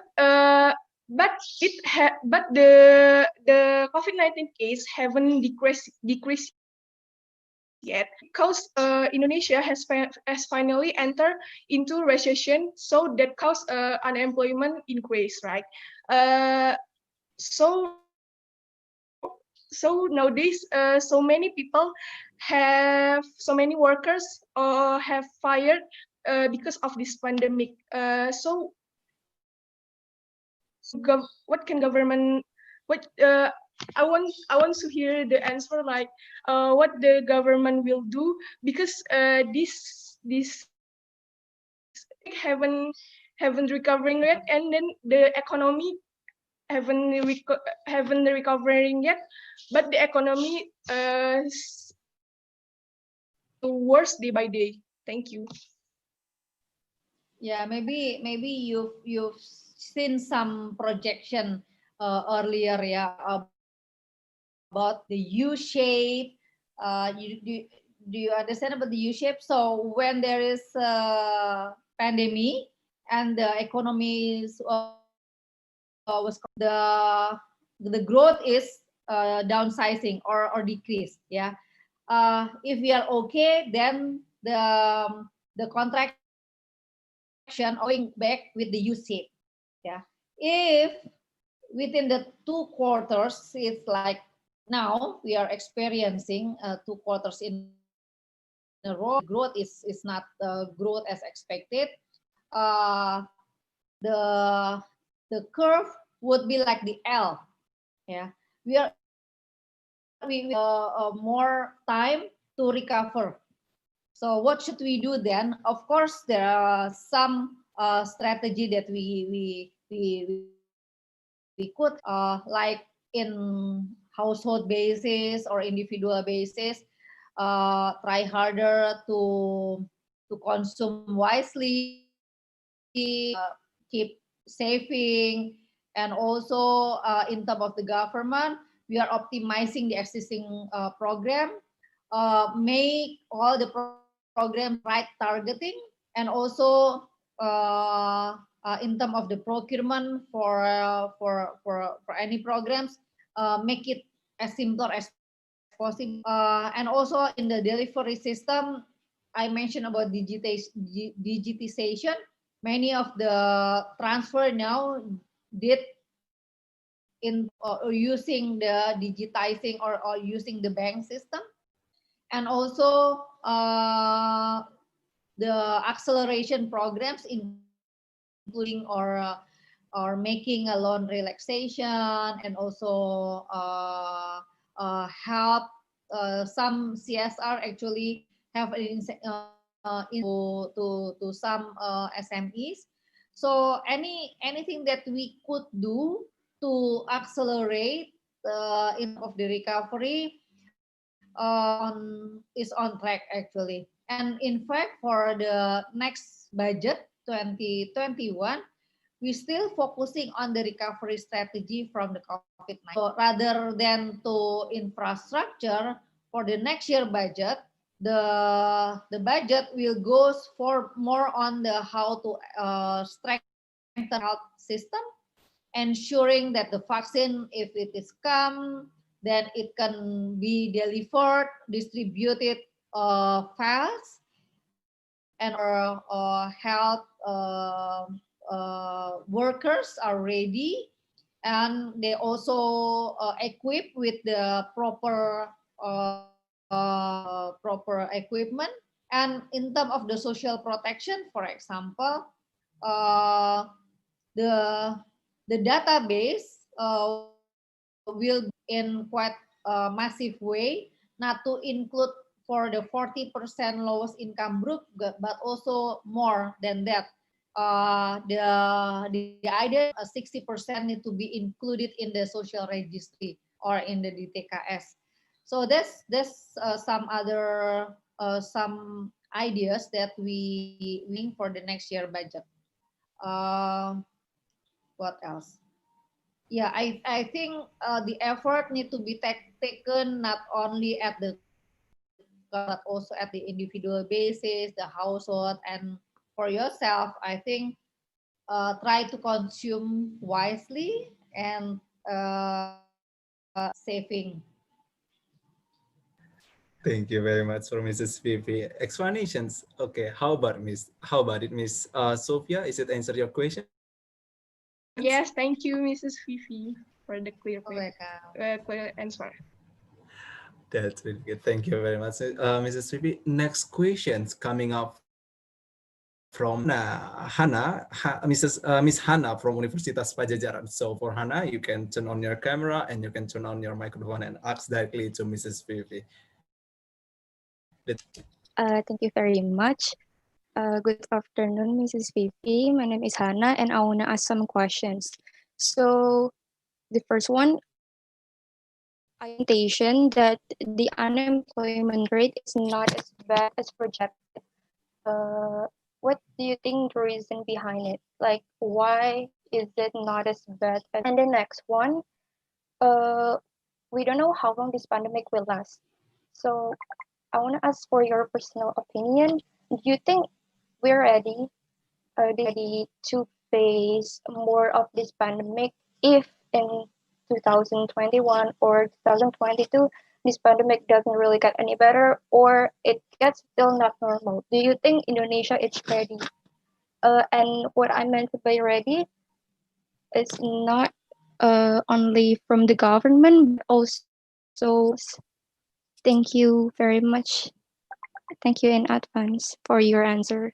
Okay, for the first question, actually there have been some action done by several institutions, Smeru, World Bank, Ministry of Finance, and Bapenas, and including like McKinsey. Those projections actually exceed expectation to keep it low. Yeah, so around 12% for the poverty and also for 9% for the unemployment. Because by the time the pandemic started, we are not sure about what to do. We have some social protection net programs, but when the crisis started, we don't know whether the victim of the pandemic, same people that get also the social assistance, should we cover also the people who are wealthier but get the pandemic? That's the unclear situation. That's why many projection exit from the number that the Center Bureau of Statistics issued. Along the time, we some free for the usage of the electricity for 155 kilowatt, and also count for 900 kilowatt electricities. So when the Central Bureau of Statistics issue the numbers, both for the poverty as well as unemployment, alhamdulillah, fortunately the numbers is below the all the projections, meaning that many of the efforts that we did or done using all the programs somehow effective, despite that many some problems in the implementation. Now on the second questions, I don't get clearly. Kevin, can you help me about the second, or Hannah, could you repeat?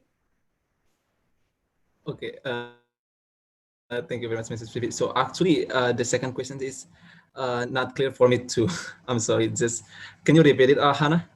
Okay, thank you. So the second question, we don't know how long this pandemic will last. I want to ask for your personal opinion. Do you think Indonesia is ready to face more of this pandemic? Let's say until 2021 or even 2022, this pandemic doesn't really get any better, or it does get better, but it's still not normal. Do you think Indonesia is ready? What I meant by readiness is not only from the government, but also from the civils. Yeah. Thank you in advance for your answer. Okay. Learning from several pandemics, not only like Ebola, for example. we cannot actually limiting the virus zero.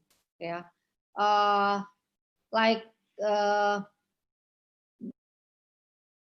dengue or even malaria. Up until now, there are some places that are having an endemic. So if you ask me about the personal thought, will swift to the endemic, meaning we cannot really end with really eliminating the virus. The virus could be still exist in some places or in some times.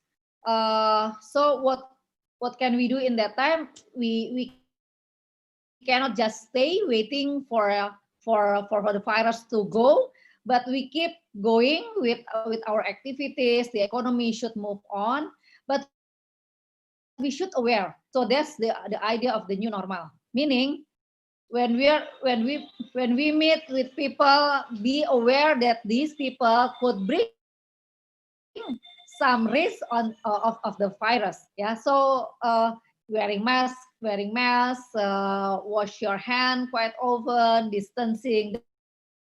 That's the thing that part of the new normal. But for sure, we also do some projection, yeah, do some studies, and in fact, learning from other countries as well. Some other countries already experience about the second wave or even the third wave.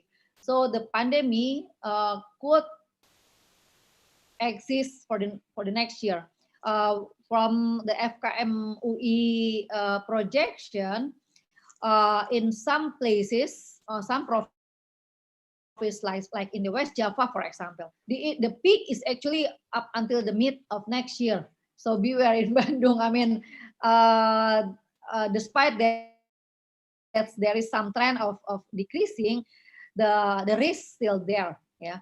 So yeah, I think make yourself educated about preparing and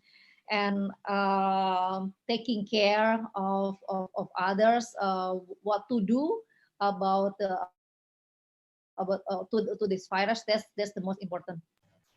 Thank you very much, Mrs. Vivi. As what Mr. Jokowi said, adapt with the virus, and that's really great. Thank you very much, Mr. Vivi. So, Dancing with the COVID. oh yeah, that's right, dancing with the COVID.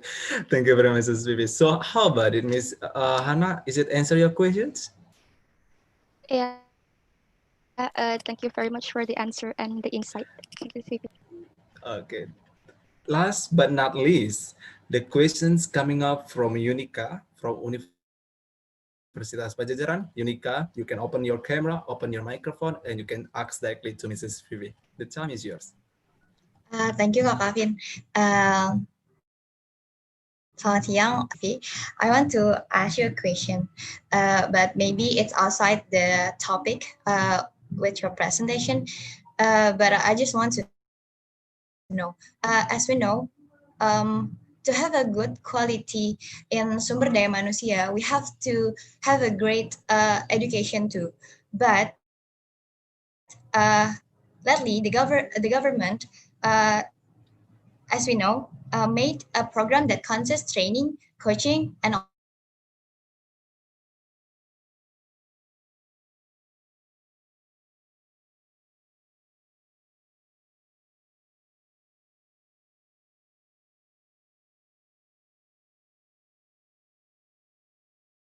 incentive about 600,000 rupiahs for each person for 5 months.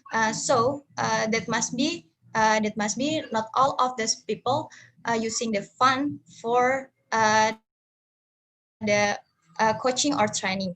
Maybe they can use that for their living through this pandemic. But all I want to know is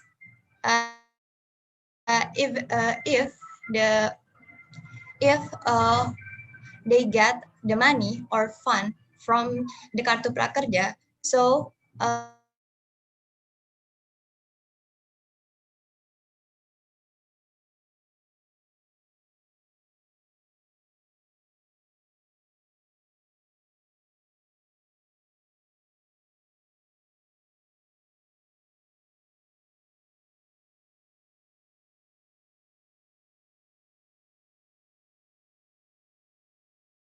following about the progress, but as far as I know, there have been some improvement on the Kartu Prakerja mechanism.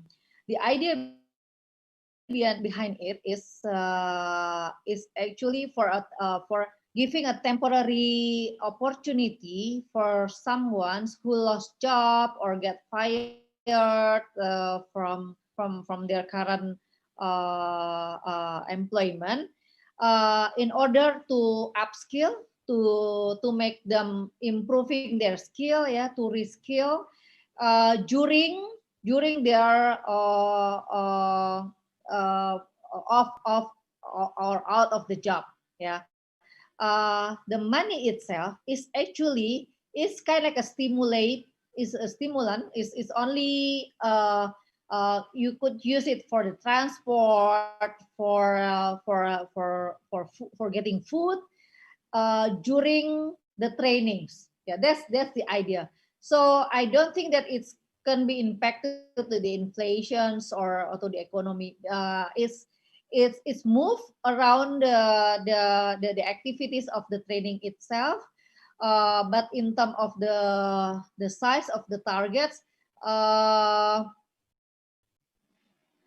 and I think it's due to link to the ones that I mentioned about the transport and also the consumption. I don't think that it will impact it to make the inflation hard, because actually the demand is the same, right? The money is just to compensate the ones that they don't get it from because they had lost their job. So during they lost their job, they still update their some money to get their food.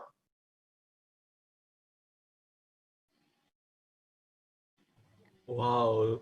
Thank you very much, Mrs. Phoebe, for the answer.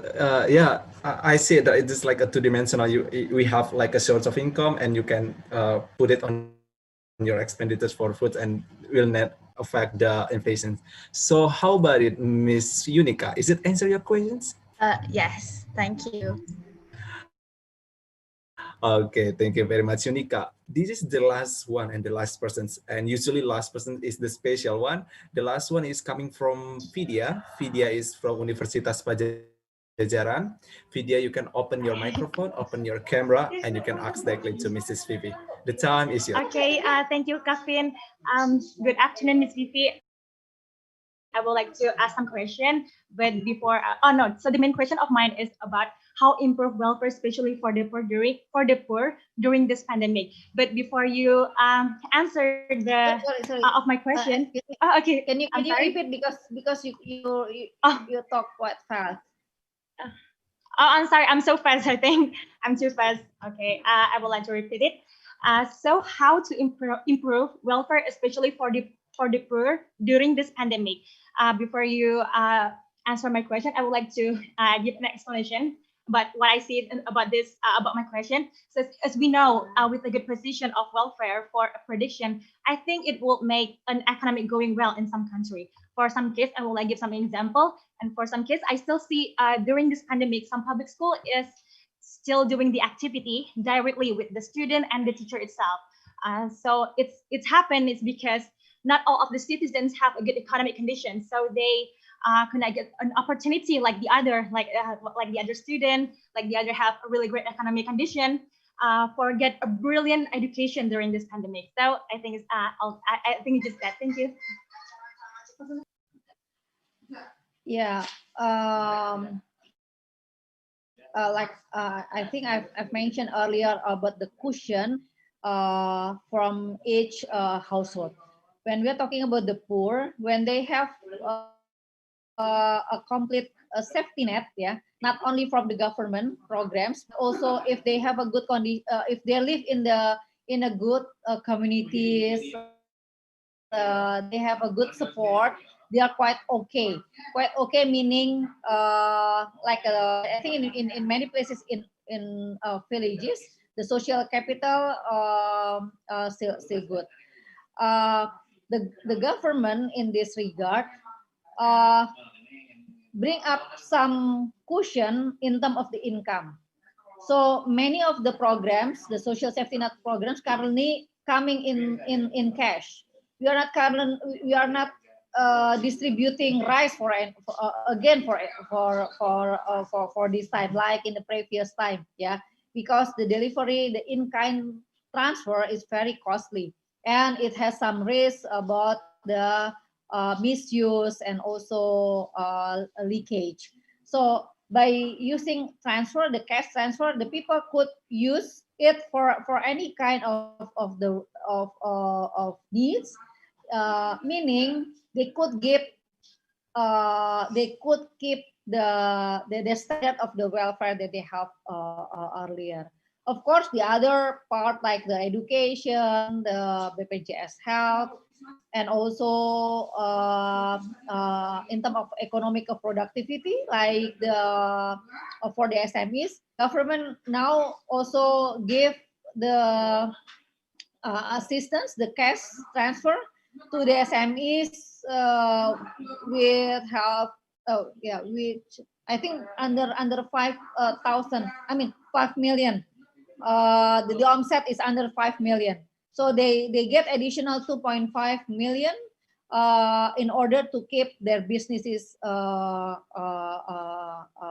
keep going. Yeah. So in that regard, we hope that the standard of living of the poor and the vulnerable keep safe, unless the one who don't yet in the database, because it is hard for the government to target them. That's the problem. If you could listen maybe or read from newspaper. Thank you very much for Mrs. Phoebe for the answers. Yeah, the last one is the one that I asked before about the data and how important the data, so the government can target the programs, and that's really insightful. So for Miss Vidya, is that answer your questions? Yeah, it's really clear. It's a really clear answer. Thank you so much, Ms. Vivi. Thank you, Kevin. Okay, my pleasure, Miss Vidya. So with that being said, Miss Vidya is our last persons to ask in the questions and answer sessions. And with that being said, thank you very much for the one who asked, those who have asked, and thank you very much for our second plenary speaker, Mrs. Fifi, for your explanations and for your time in the presentations. It is an honor for me to be the moderator for the second plenary sessions and the last plenary sessions for today, ISCAAS 2020. And this is the end. I'm Kevin Denisitos Regar as the moderator for the plenary sessions. I want to say thank you very much for the committee. Thank you very much for Mrs. Fifi, and thank you very much for all participants. And for that being said, I return the microphone to MC and see you next time. All right, what an interesting session. Thank you so much, Mrs. Vivi Yolaswati, for the insights today. And thank you also to Kevin Dennis that have moderated both of plenary sessions today. It was really fun and insightful. Nice to know you, Kevin, by the way. To Mrs. Vivi, our honorable speaker, we have the certificate that we prepared for you from the committee. From the right, this is the certificate, and maybe we're gonna take some picture with other participants. All right, let's count it out. Okay, for the picture, let me count. Okay, 1, 2, 3, say cheese. All right. Okay. One more time. 1, 2, 3, say cheese. Okay, thank you so much, Mrs. Fifi, for this best plenary session. Oh my God, it was really fun and so insightful. Okay, for the next certificate, we have the certificate for our moderator from this morning until this afternoon. It was so great. This certificate belongs to Mr. Kevin for today's moderator. Okay. Wait up. All right. Let's take a picture, shall we? All right. I'll count. 1, 2, 3. Say cheese. All right, that was good. Okay, one more time in case there's some error or something. All right, 1, 2, 3. Say cheese again. Okay, it was the end of the plenary session. Thank you so much once again for Mrs.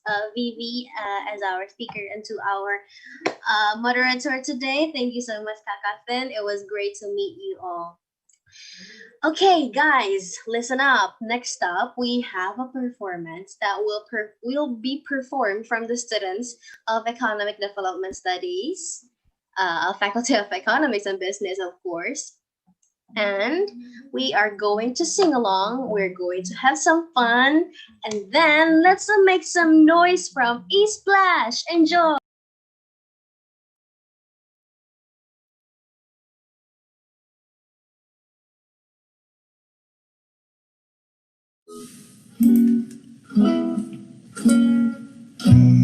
Find myself dreaming in suffering gold, like scene from a movie that every broken heart will walk in a moonlight and you pull me close.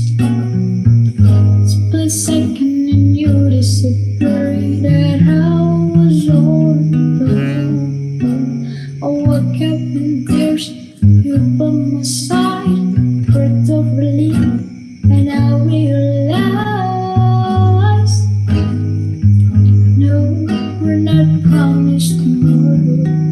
So I'm gonna love you like I'm gonna lose you. I'm gonna hold you like I'm saying goodbye.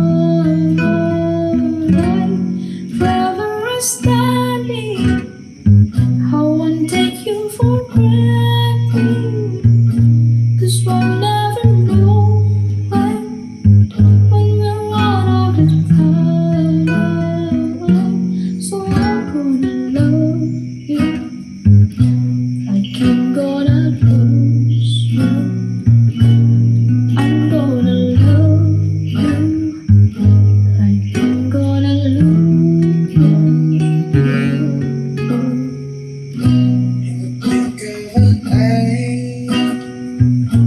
Just whisper us wrong. You could miss everything. The truth is you never know. So I'll kiss you long, babe. Any change that I can, and I'll make the most of the minute. And love with no regrets. Let's take our time to say what we want, use what we got before it's all gone. No, we don't promise tomorrow. So I'm gonna love you like I'm gonna lose you.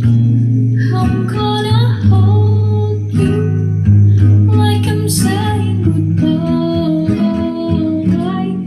Forever standing, I won't take you for granted,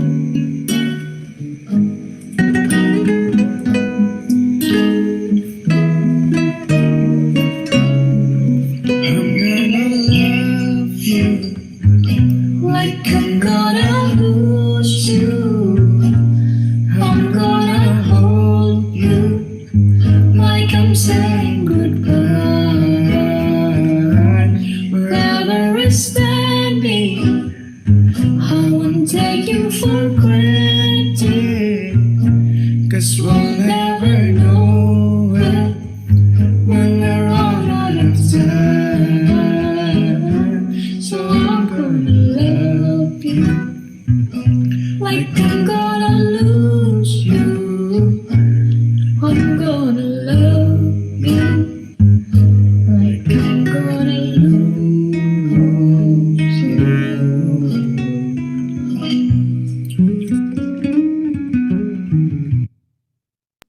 Wow! Give an applause for ISCAAS today. Oh,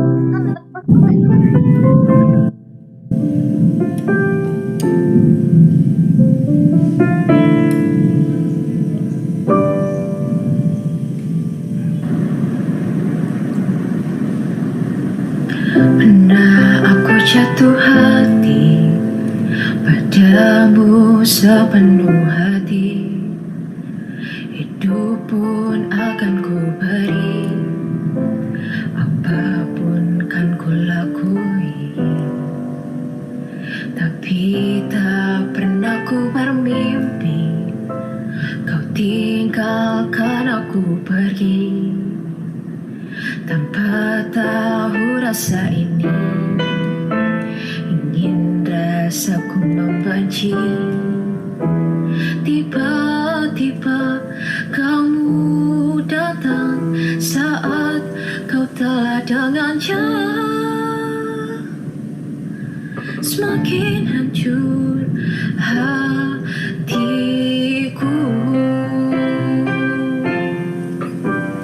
Jangan datang lagi cinta. Bagaimana aku bisa lupa, padahal kau tahu keadaannya. Kau bukanlah untukku. Jangan lagi rindu cinta. Ku tak mau ada yang terluka. Bahagiakan dia. Aku tak apa, biar aku yang pura-pura lupa.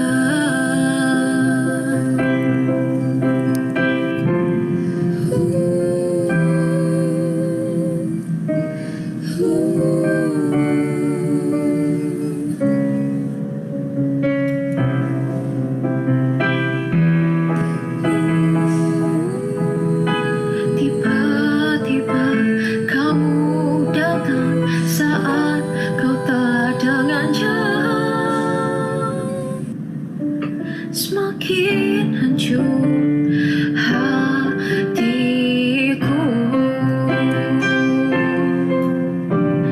Jangan datang lagi cinta. Bagaimana aku bisa lupa, padahal kau tahu keadaannya. Kau bukanlah untukku. Jangan lagi rindu cinta. Ku tak mau ada yang terluka. Bahagiakan dia. Aku tak apa, biar aku yang pura-pura lupa. Bahagiakan dia. Aku tak apa, biar aku yang pura-pura lupa.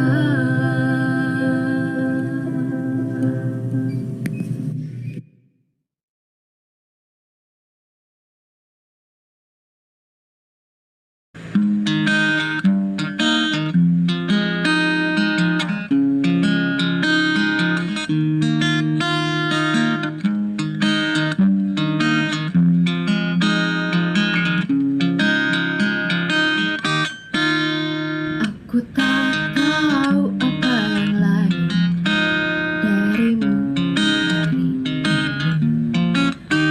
Itu bukan karena sepatu flagpole atau kukumu yang baru kau warnai. Pernahkah kau bertanya seperti apa bentuk air tanpa adab? Pernahkah kau mengira seperti apa bentuk cinta? Rambut warna-warni bagai gulali, imut lucu walau tak terlalu tinggi. Pipi cabi dan kulit putih, senyum manis gigi kelinci membuatku tersadar bentuk cinta itu ya kamu.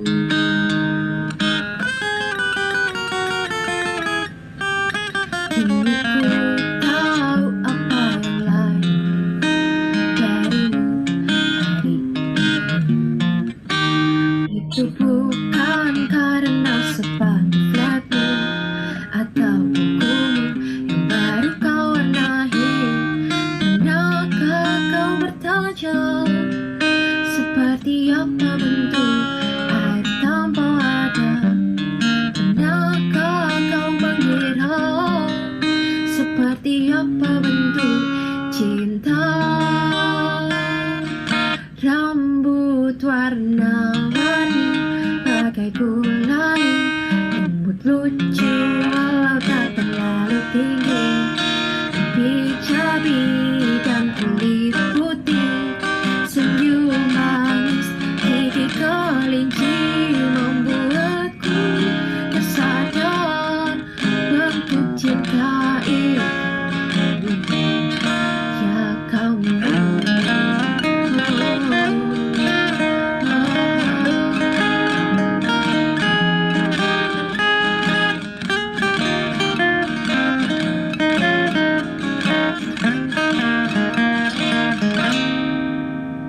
Pernahkah kau bertanya seperti apa bentuk air tanpa ada?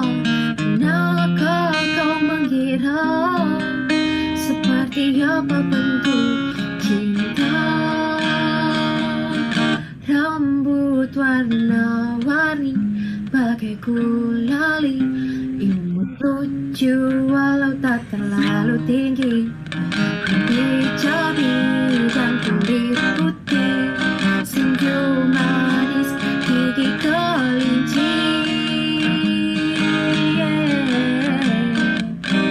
Imut lucu walau tak terlalu tinggi, pijabi dan kulit putih, senyum manis gigi kelinci membuatku tersadar bentuk cinta itu ya kamu.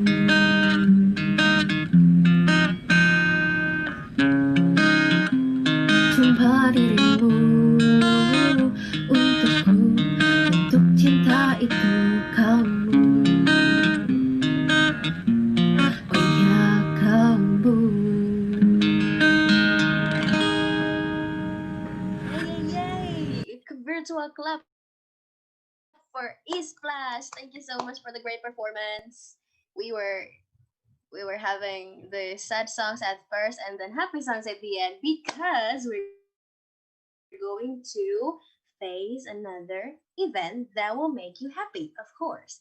It's the awarding. Now, it's the highlight of the event and the time that all participants have been waiting for. It is the International Conference Asia Africa Competition Awardings, which the winners will be awarded to participants in the best paper and the best speaker categories. The scientific committees had given their evaluation and rating to each paper and presentation, and we had accumulated it. So we already have the winners for each category. So without waiting for a long time, we're going to have some talk for about 3 minutes because actually it's starting to adhan here. What's adhan in English actually? I don't know. Okay, how was the performance, guys? I want to see. Is there someone that from H Plus coming here to this conference, or one of the members of H Plus perhaps? I think Kak Lia is also the member of H Plus. Is it right? Hello, Kak Lia. Hi, you may turn on the microphone. It's okay. I won't tell you to sing. I just want to ask something about H Plus. All right, you don't want to know. Okay, it's okay. All right, guys. So we have two categories for today's Wait, the committee already spotlight you, Kali. You don't want to turn on your microphone? All right. Our OCP is a little bit shy. That's fine. So, guys, all teams are still in the room. We have 4 teams today. The team from UGM, team from UNM, from Unpad, from Polytechnic Bandung, and 2 of them will win the categories of the award today. All right, let's wait up. Because the committee told me to wait for another minute. Let's just have some talk. I know it's gonna be boring, but it's okay. I want to have a conversation. I want someone to speak. All right, let's call. All right, Kak Abel from UMN. Hi, Kak. Yes. Hi. How are you doing? How was this conference going? What do you think? Yeah. I'm so honored to be the part of this conference. It's great. I think even the other countries not come to this conference, but I think it will be a great experience, and then we can get the insight, the knowledge from this conference, from this conference. Yeah. Okay. Okay. How about the performance from ISCAAS? What do you think? Yeah, I You guys enjoy laugh. Is anything wrong? I enjoy the performance. Oh, you enjoy. We are Did you here really enjoy, enjoy, or and did you we sing even along love the together. performance for the singers, perhaps? Sorry. Did you really love the whole performance, or you got interested in one of their singers? You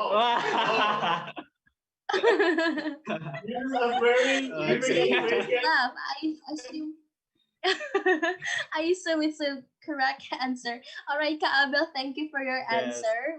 We're going to go next to the awarding. Thank you so much. All right. So guys, let's go forward to the awardings. First, for the first category is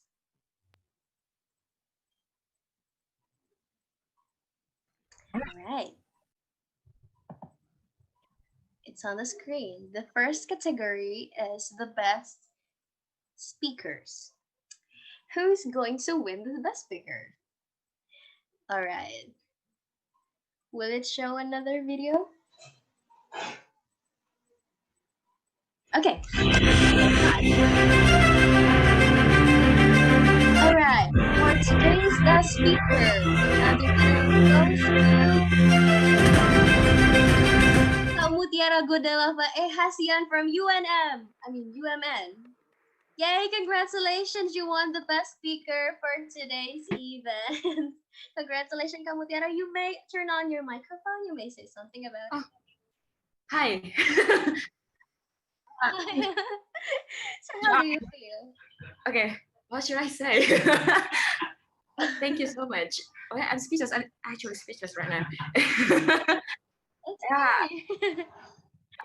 Yeah, we never thought that we're going to win something at this competition. Yeah, we wish nothing, but we try to do our best to presentate our research. Yeah, that's all. Thank you so much for the opportunity. Yeah, so speechless. Yes, congratulations. Speechless. Okay, thank you. Congratulations, Kak. Actually, this certificate we're going to give it from Kak Lia as our organizing committee president. You may say something first, mungkin Kak Lia, so that you will go to our spotlight. All right. Okay. Maybe you should take. Okay, thank you. Kak Lia. I just want to say congratulations to Kak Mutiara and thank you for joining this conference and see you in ISCAAS 2021. Thank you. Congratulations. Thank you, Kalia. All right. Thank you, Kalia and Kamutiara. Congratulations once again. And for the second category is the best paper for this International Student Conference of Asia Africa Studies. All right, who's going to win?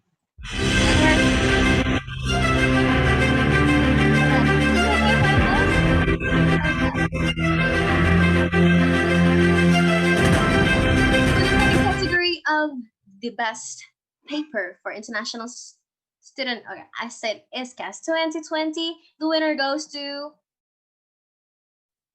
Team UMN. Congratulations once again, you guys won the best paper for ISCAAS 2020. Gosh! Yay! Congratulations again, Kak Abel, Kamutia, and Kak William. Congratulations! And for the winner, the certificate will be given from Kak Hilman as the Student Association from ESP. Please, Kak. Okay, thank you. Congratulations again to MN as a best paper. Maybe the others participant is best, but we must choose one of them is best of the best. So maybe it can be motivation for others and for MN too. And next occasion we can meet again in ISCAAS 2021. Maybe that's all. Congratulations and enjoy the reward and achievement. Okay. Congratulations. Yay! Thank you, Kak Hilman. Okay, once again, congratulations, Kak William, Kak Abel, Kak Mutiara from Universitas Multimedia Nusantara. Okay, from other teams, you guys are also great. You guys also give your best in this presentation for today's paper. Thank you so much for participating. I would like to congratulate once more to Team UMN for the winners today. Hopefully this experience can be useful, and thank you so much for all participants today who took part in the 2020 of International Student Conference on Asia Africa Studies. Before we close this event, I would like to say thank you also to our sponsors, Trimaga Securities, Lucky Cat Auction, Genius, Grab Indonesia, and Chitil, and also for our media partners from Radio Unpad, BFast Media, and RTCUE FM. Okay, guys, let's turn on our camera and let's take a picture, shall we? All right, let's take a picture, everyone. Today's going to be probably is going to be the first and our last session. All right, you guys are already turned on your camera. Okay, hopefully we can meet again in the next ISCAAS 2021. All right. Okay, who's going to count for the picture? Or should I? Okay, I think I should do it myself. All right, that's fine. Okay, peeps. I think I would please don't say anything in the chat column because I will take the screenshot. Okay, thank you. I will just count from slide 1, and to the committee, please disable the chat because I can't. Thank you so much. You know me so well. All right, from the slide 1, everybody just prepare. Wow, my laptop got lag. Just a minute, guys. Just a minute. All right. All right, you guys are ready? We're going to take a picture. 1, 2, 3, say cheese. All right, that's the slide 1. Hold on for the slide 2. My laptop is not that fast. So just wait for a moment. All right, for slide 2, let's take another picture. Okay, slide 2, you ready? 1, 2, 3, smile. Okay, that was cool. That was really great. Thank you so much once again to all participants. Okay, it has 14 slides in my screen, but you guys are only on in slide 1 and 2. That's fine. But I would like to say thank you once again. Thank you all so much for this opportunity, for all invited guests and participants who have attended and contributed to the ISCAAS 2020. I am Atlagia Destrina as MC today. Sorry for mistakes if I made one. See you on the International Student Conference on Asia Africa Studies 2021. Thank you all. Thank you. Bye.